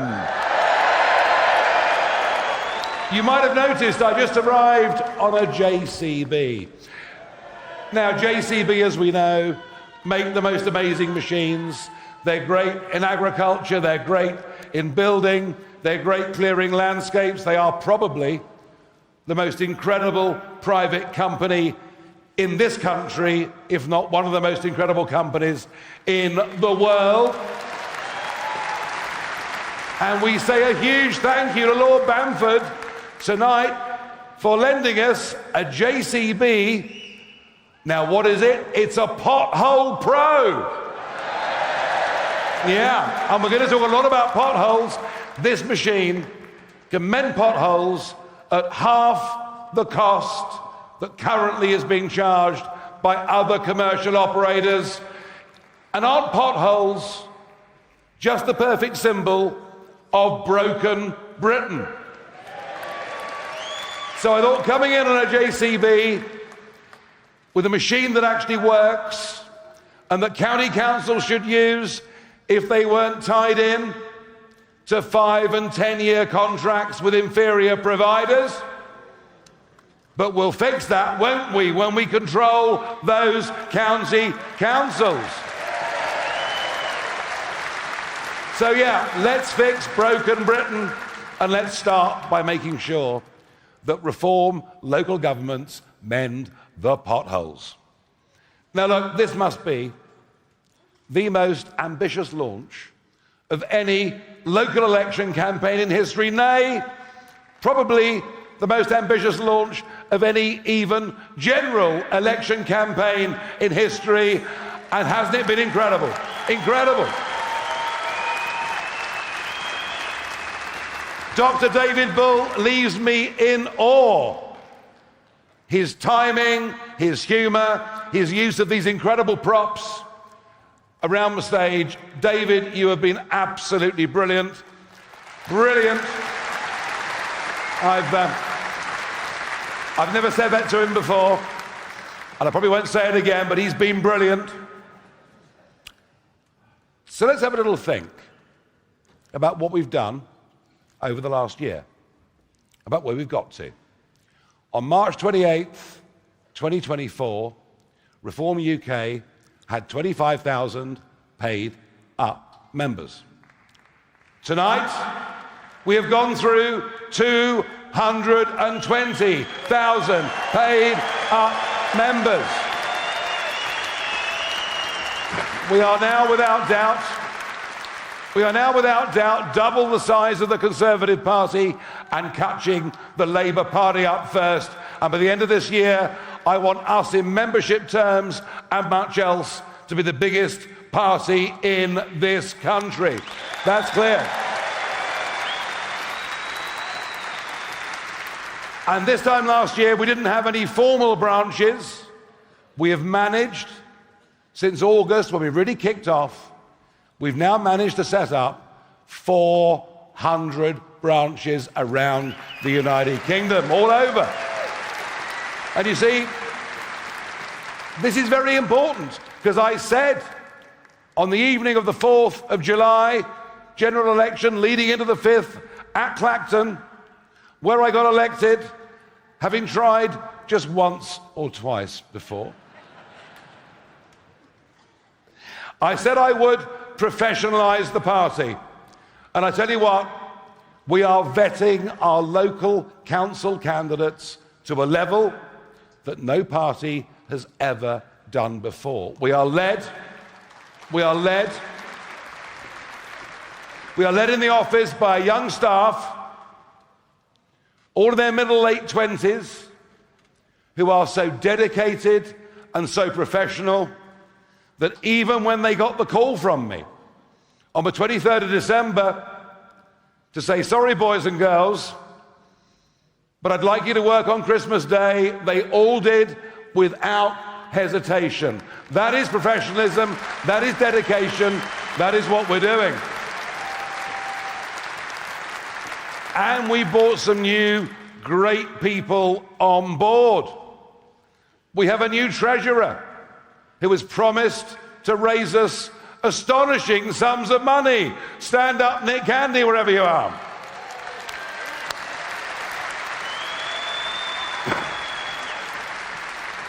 And I chose a young entrepreneur in his middle, late 30s who's got tech skills that most of us in this room wouldn't even understand, who's been very successful in business, to come and be the chairman of the party. And let me tell you, Zia has given dedication, hard work, belief, helping me, helping us do what we can do. Zia, as chairman, is an absolute superstar and has a major future in British politics. Where is he? Where is he? He's somewhere. I saw him in the green room. He's somewhere. I also said that I would democratise the party. Well, we've got a new constitution that was approved at the Birmingham conference. And there was much criticism that I own 2/3 of the shares in the company. But I did that when the party was young and small to make sure it didn't get infiltrated and taken over by bad forces. I did it deliberately. But now I know. Now I know this is now a mature grown-up, and the shares that I owned in Reform UK, I've given away, and you now own those shares as I promised I'd do. You own it. And we will, once May the 1st is out of the way, hold elections to have our first elected, organised board, professional board, that runs this party. I've kept every promise I made in the run-up to that general election and since, and I hope you have faith in me to believe that when I say something, I mean it and I keep my word.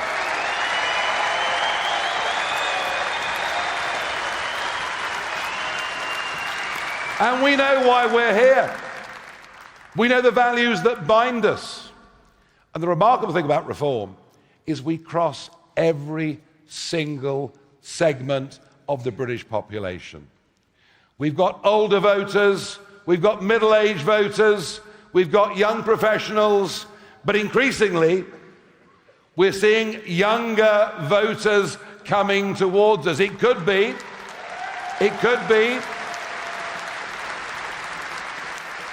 maybe something to do with TikTok.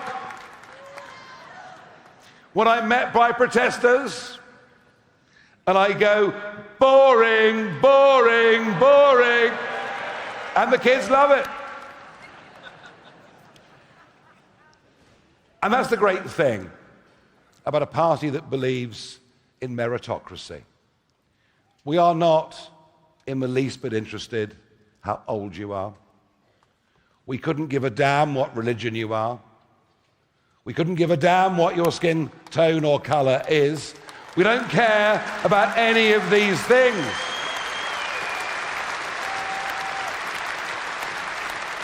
We don't care about your gender.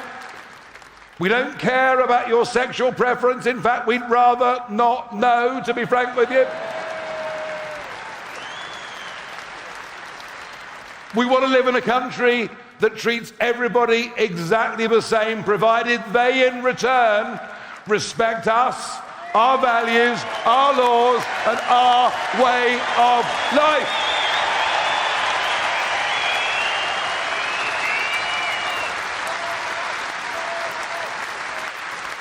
So let's make this clear. I didn't come out of retirement last year with a few weeks to go before the general election. And by the way, I didn't need to. Life was going pretty well.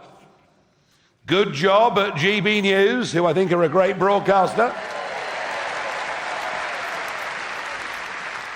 I turned 60. First 2 grandkids were born. I was going back and forth to America because I've got some friends over there. One of them's quite influential. I didn't come back into this because I needed a career. I don't need a career. I don't need a job. I came back into this because I genuinely believe, and Aaron Banks touched on it earlier. Isn't it great? Aaron Banks, our candidate for West of England Mayor.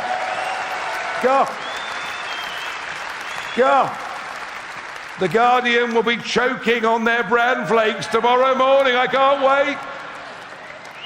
I think the BBC might struggle a bit too. Oh, and Channel 4 News and many others.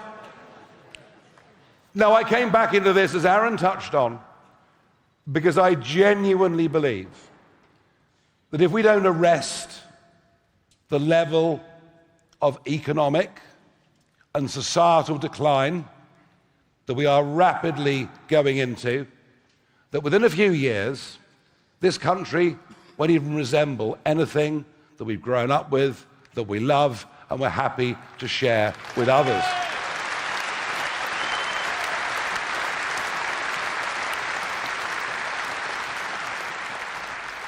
But, however tough, however grim, however difficult, however depressing it may look, this party is full of optimism.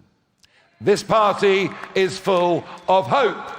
This party is full of people who believe we can turn this around and get our country back on track with the right leadership, with the right politics, and we're determined to do it. Now, in life, it's quite important to be lucky with your opponents.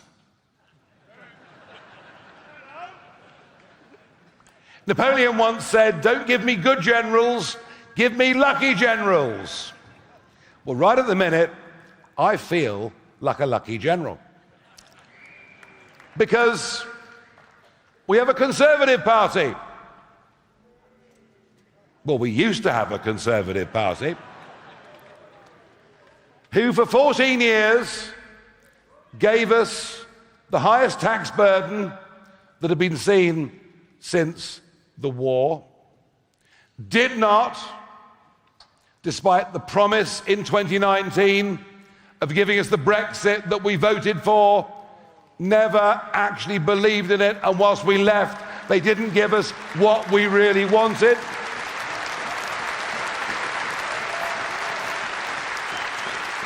A Conservative Party who told us in the 2010 general election they would reduce net migration to tens of thousands a year, told us in the 2015 general election manifesto they'd reduce net migration to tens of thousands a year, told us in the 2017, I sound like an auctioneer now, don't I? Told us in the 2017, yeah, mind you, if I'm an auctioneer and it's the Conservative Party, I'm not seeing many bids in the room, I got to tell you. Who told us in 2017 they'd reduce net migration to tens of thousands a year, and told us in 2019 they'd use those Brexit freedoms to reduce numbers coming in and to stop unskilled migration happening on the level that it was. And what do we get?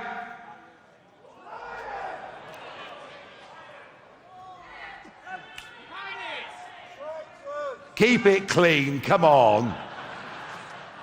What do we get? We got the greatest betrayal of a massive democratic majority that we've ever seen in our lifetimes.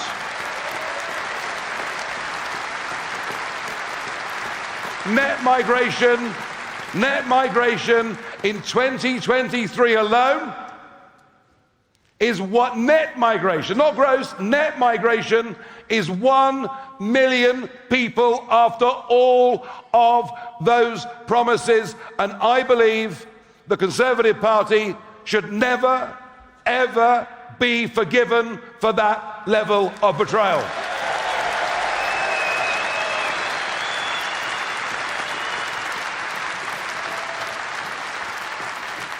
But it could be that we're even luckier with our Labour opponents. Do you remember the big promises? Vote for us. Energy bills will be reduced by £300 a year. And yet from next week, energy bills would have increased by £300, not reduced, but increased by £300 since Labour came to power. They told us they were on the side of business. Yet, and this is incredible, this is truly incredible, not one of the 25 men and women that serve in this Labour cabinet, not one of them has ever founded a private company. Not one of them has ever worked in business. And the business secretary, Jonathan Reynolds, lied openly by saying he was a solicitor when he never, ever qualified. What hope? What hope is there for 5.5 million men and women out there running their own businesses with this mob in charge? What hope is there? They haven't got a clue. And Rachel, well, it was Anderson, of course, that dubbed her Rachel from accounts. But now we learn she wasn't as good as that. She's actually Rachel from complaints. And what was given to us in the Commons this week was an Alice in Wonderland story. Let's be clear. Growth forecasts for this year have been halved without massive government borrowing and without mass migration inflating the population. The way we measure wealth on GDP is false. There is no genuine growth in this country at all. And I asked her a question in the Commons. The only way to measure growth is to measure your GDP per capita. Not to con yourself, because the population's rising by 1 million every year, and GDP per capita has fallen for 6 of the last 8 quarters. This country is getting poorer. Labour have absolutely no clue, no idea how to deal with it. They cannot spread optimism, I mean, goodness me, the front bench look like they're attending a family funeral. And then, of course, we have the issue that did perhaps more than anything to bring down the last Conservative government. And that was the flow of dinghies coming across the English Channel. Now, I'd remind you that I was pretty much on my own in 2020, going out into the Channel, making films, making videos, pretty much on my own.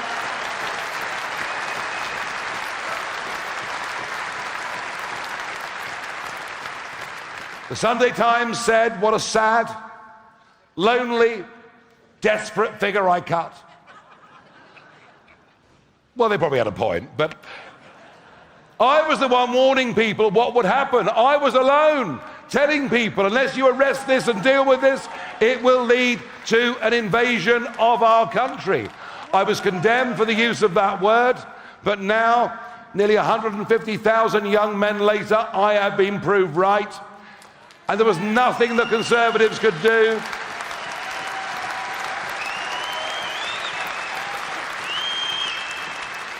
The Rwanda plan was doomed to failure because of our membership of a certain court in Strasbourg, which I might mention again in this little conversation. Smash the gangs was never ever going to work, and 2,000 young men have come in the last 8 days. That is unacceptable at every single level. None of them should ever be allowed to stay in our country. End of. End of. It's outrageous. And Labour also faced some other challenges. You'll notice They're now trying to be a bit more careful. They're talking perhaps about cutting a few benefits. So rather than the benefits bill going from 70 billion a year to 100 billion a year in 3 or 4 years' time, it might only go up to 95 billion. I don't call that cuts. I don't call that dealing with it. But the Greens are not going away. There is a young generation of people who have been frankly indoctrinated at university, who think we're all about to fry to a crisp in the next fortnight, and they will go on voting Green. The Liberal Democrats have consolidated their position in much of the country. But the really big threat to Labour comes from the group that called themselves at the last election the Gaza Independents.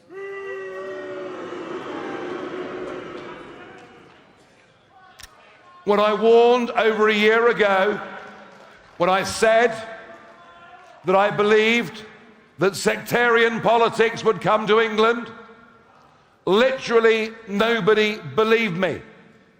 But it happened in the general election. 4 Gaza independents, in many cases fighting deeply unpleasant campaigns, won seats in Parliament from inner city constituencies. And I guess you can add Jeremy Corbyn to that lot and call them 5.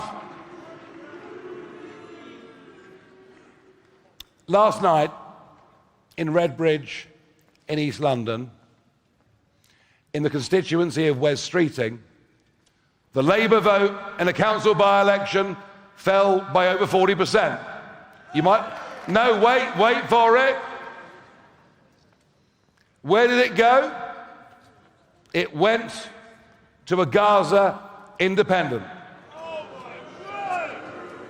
And I believe in the next Parliament there'll be 25 or 30 people elected, and they'll come from the Burnleys, the Blackburns, parts of Leeds, parts of Keighley. This has all been caused by successive Conservative and Labour governments allowing mass immigration, without integration. It has been irresponsible, it has been wrong. And I have been one of the few. I've been one of the very few people for the last 20 years.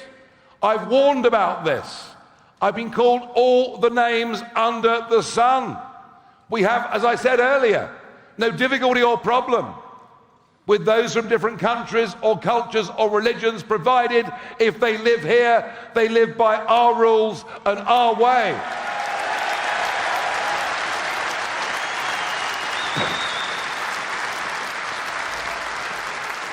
So look, I came back out of retirement to do this. I'm not mucking about. I've got one very clear, simple goal, and that is that Reform win the next general election and turn this country round.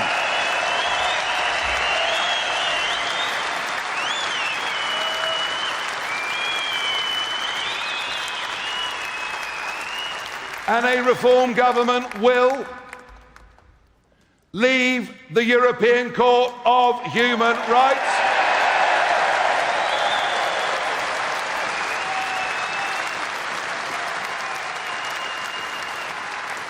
We will get rid of the Human Rights Act, upon which British lefty judges depend.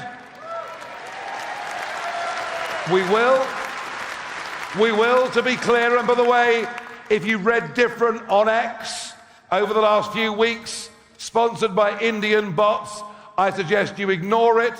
I will reiterate, nobody that comes into our country on the back of a lorry or via a boat will ever be given refugee status, will ever be given leave to remain.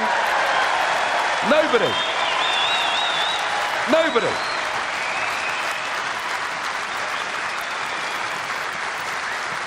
It is unfair. It is wrong. It is also deeply unfair to those who have come here legally, and that's worth thinking about. And let me tell you, everyone that comes illegally will be deported, full stop, end. of story.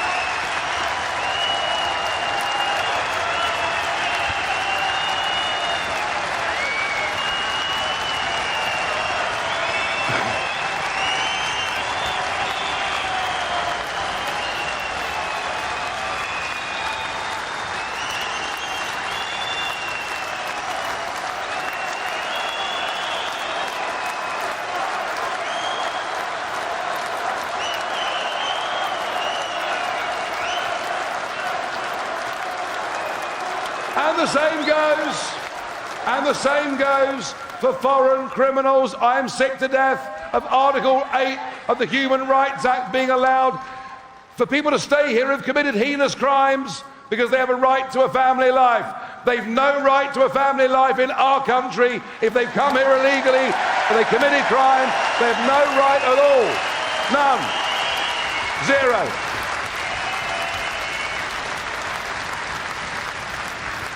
And we will end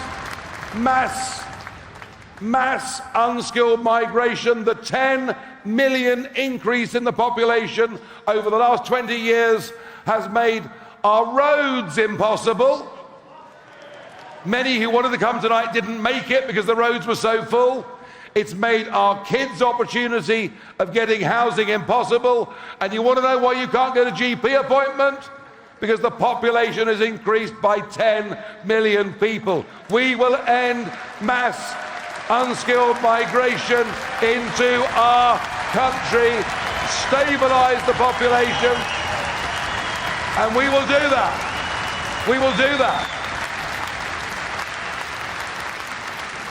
And of course the truth is we now learn that all the arguments, well, Nigel, say what you want, but people coming in all work, they all pay tax, they all contribute.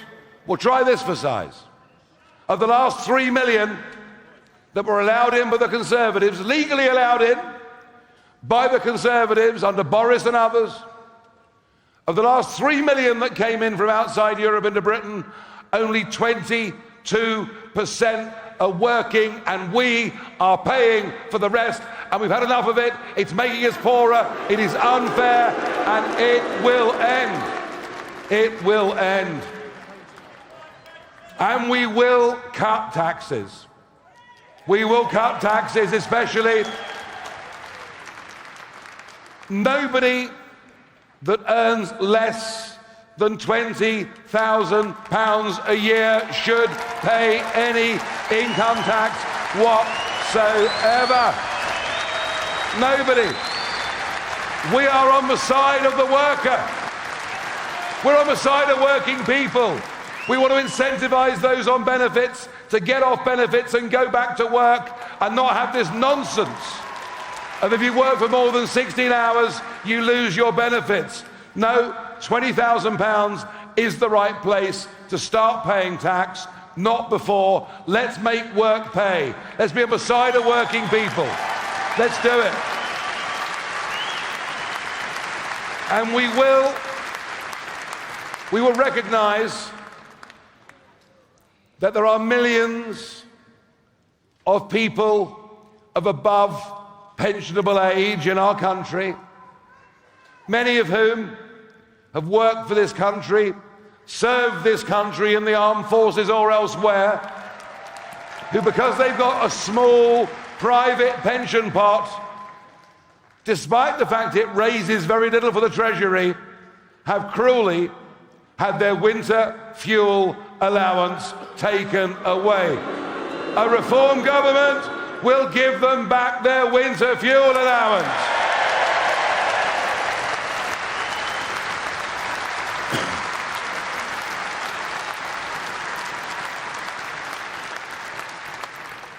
Inheritance tax is frankly wrong at every level. It's wrong at every level. You've paid tax during your lifetime, and now when you die, they want to tax your family and tax you again. It's wrong. And I have to say, the assault that is going on against our farmers and our rural communities is offensive in every way. It is disgusting, it is disgraceful, and we will abolish inheritance tax once and for all.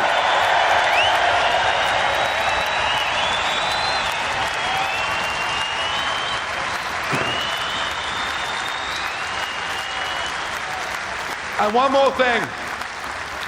more thing that you may need to think about a little bit more. It was announced today. Thank you very much at the back, it's very charming of you. Is that the best you can do? I had some proper protesters the other day in Doncaster. I enjoyed that more than they did. This morning the news was that Lakshmi Mittal, the 7th richest person living in Britain, is leaving. He's leaving.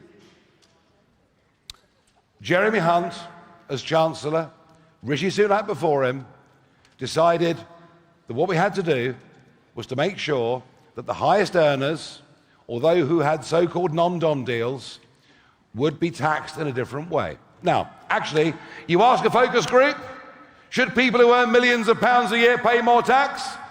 People say yes, but here's the problem. 10,000 millionaires left last year. And almost unbelievably, UBS Bank this morning estimates that 500,000 wealthy people, British people, will leave the UK before 2028. This is a disaster. This means our tax revenues will fall off a cliff. We cannot help those on benefits. We cannot help those on lower incomes.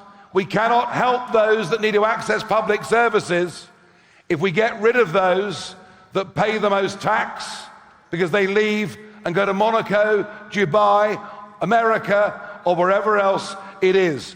We need to be grown up.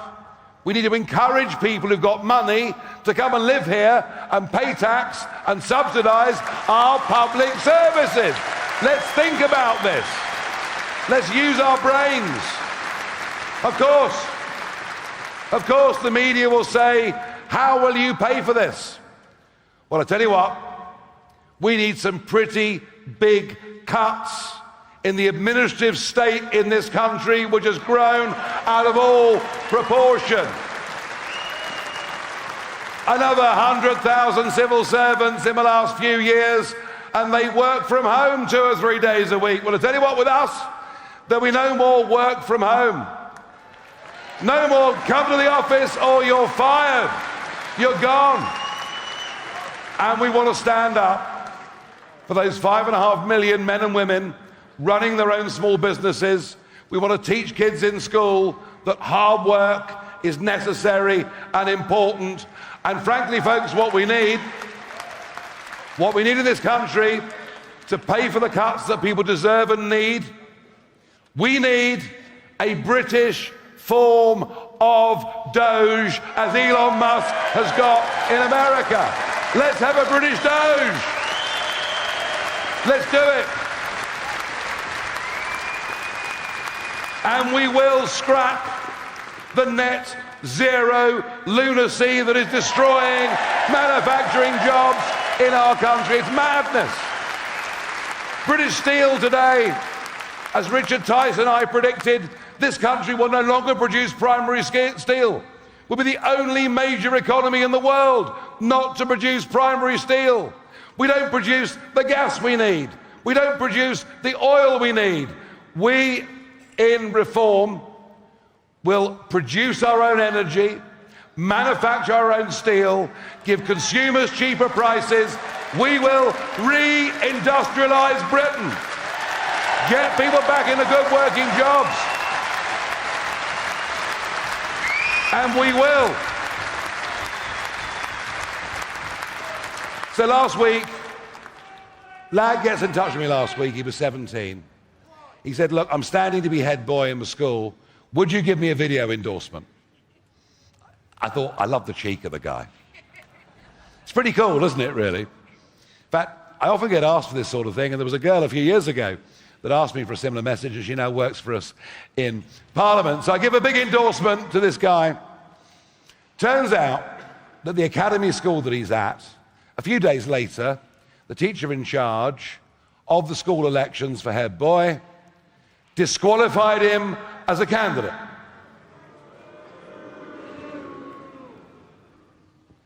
And every week, I meet young people at school who tell me what the teachers have said about reform or me.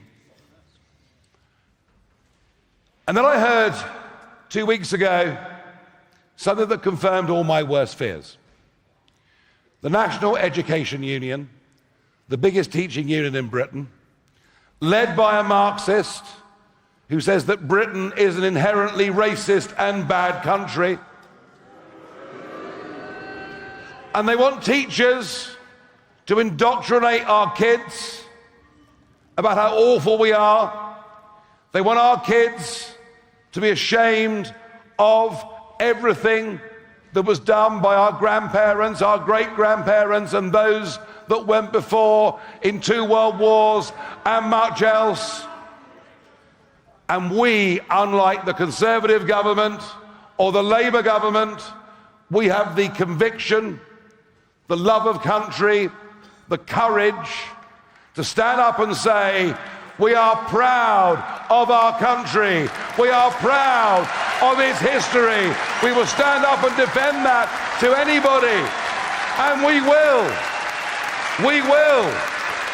We will go to war with the teaching unions that are poisoning the minds of our kids. We won't have it. We won't have it. So these are all the things that we want to do. But first we have to clear the hurdle of the 1st of May.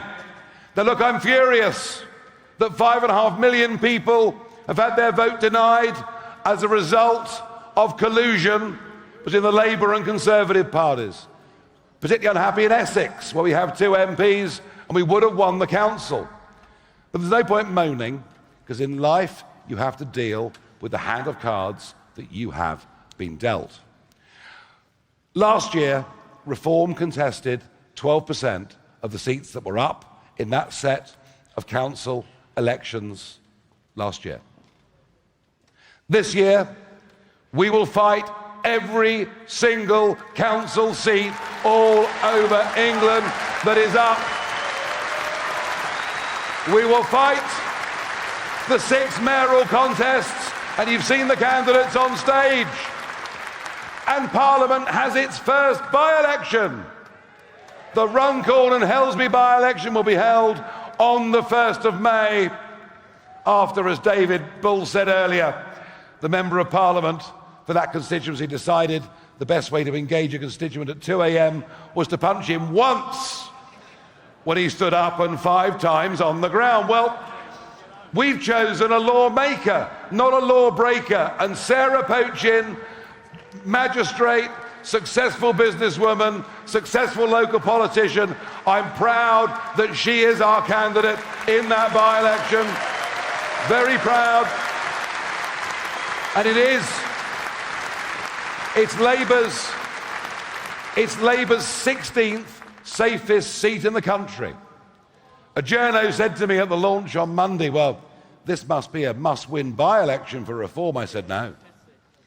I said, it's a must-win by-election for Keir Starmer. And I tell you what, I can't predict now today whether we're going to win, but tell you what we'll do, we'll run them down close. And if we do win, it will be an earthquake, and I'll be there, and I want you to come and help her if you live in that area, please. And just as we know that Britain is broken at so many levels, be in no doubt that local government is broken. Do you know there are 3,000 council staff in Britain earning over £100,000 a year? Now you might say that's okay if they're doing a good job, but are they doing a good job? Just think about this. Lincolnshire County Council is in debt to the tune of £460 million. But here's the kicker. The daily interest on that debt, daily, being funded by council taxpayers, it's £52,000 a day. Kent County Council's in debt to the tune of £740 million. £84,000 a day interest on that debt. I mean, I think when voters in Kent see this, they'll realise the Conservatives have not served them well. Cambridgeshire, their daily interest repayment is £89,000. But top of the pops is not a county council, it's one of the new unitaries that Angela Rayner wants to make sure that we all have. Yes, Cornwall went unitary years ago, and just that little county of Cornwall now has a daily interest bill of £147,000. It is totally and utterly beyond belief, but we're going to tell people the truth. And what about potholes? I bet every one of you in this room that drives has had a punctured tyre through potholes, and you're pretty cheesed off about it. And many, of course, self-employed people, van drivers, would lose income and money. It's costing us billions of pounds a year. I mean, in Nottinghamshire alone, there are 62,288 potholes. That's, 22 potholes every single mile. In Cambridgeshire, there are 64,000 potholes, 22 per mile. But no one gets close. No one gets close to County Durham. If you want to smash your tyres up, go to... Who's here from County Durham? How's your car tyres these days? I bet they're not too good. Because County Durham has 65,000 potholes, 27 potholes for every single mile. This, and I know there are problems. I know central government gives the counties and unitaries less money. I know that social care is a growing problem. But what all these numbers tell me on debt and on potholes is that, frankly, these councils have been asleep at the wheel. They've broken their counties, and reform is going to come in, and we are going to fix it. We are going to fix it. And the money, the money they're wasting. Kent County Council spent 330,000 quid on a cycle to work scheme for their own staff. Cambridgeshire County Council went nearly 600,000 over budget, building a waste recycling centre. Lancashire, oh, I love this one. Lancashire County Council spent £520,000 on a 4-year contract for ergonomic chairs for their own staff. Anyone know what an ergonomic chair is? I'm not sure that I do. Oh, you'll love this. Oh, you'll love this if you're from the West Midlands. Staffordshire County Council spent 18,000 quid on driving lessons for asylum seekers. I mean, I knew they got hotels, pocket money, dental care. They even get driving lessons in Staffordshire. And on it goes. Durham Council will spend 120 million in the next 5 years to achieve their net zero goals. Oh, no, they won't, because we're going to win Durham Council and cancel those contracts.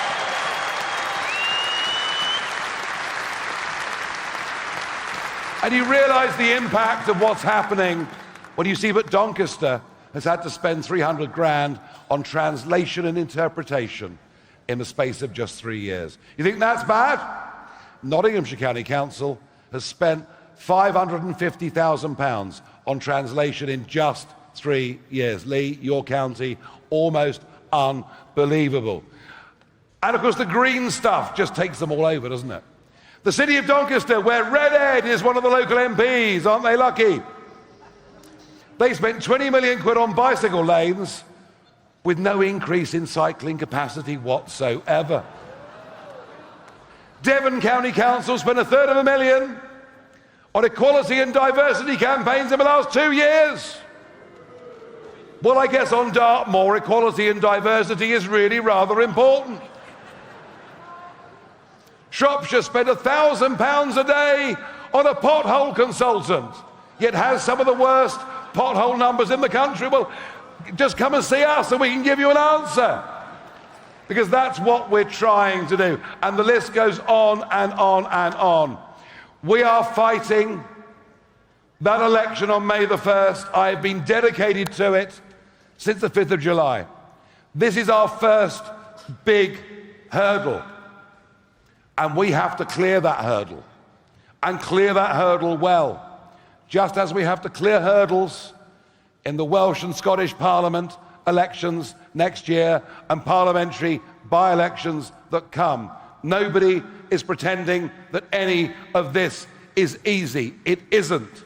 We are taking on the vested interests. We are taking on the establishment. What we've done already is truly historic.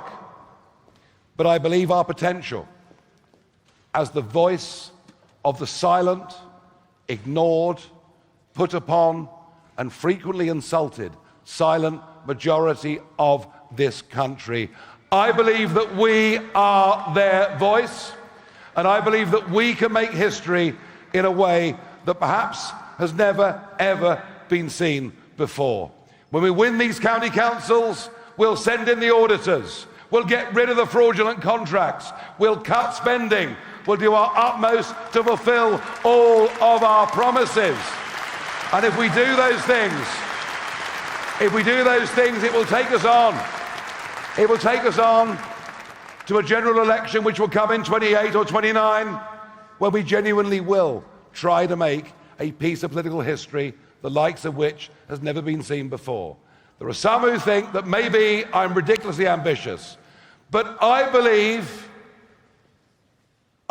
we can do this. Do you believe we can do this? Will you support this campaign leading up to May the 1st to help us clear this first major hurdle? Will you support our local candidates? Will you go out and campaign, knock on doors, deliver leaflets? Will you stand up if you believe what we're trying to do? Candidates particularly. These are our candidates. These are our people, all of you. We can do this. We are going to do this. We are going to make history, and each one of you is a part of it. Thank you very much indeed.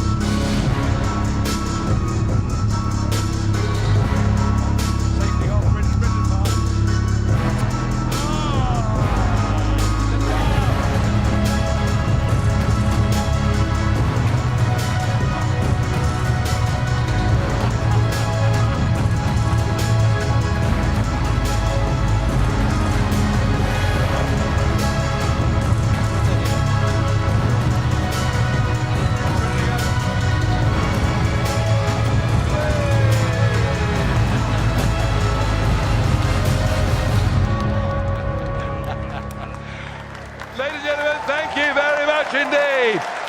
Thank you. Travel home safely. Thank you very much indeed. Thank you. Brilliant. Yeah, right.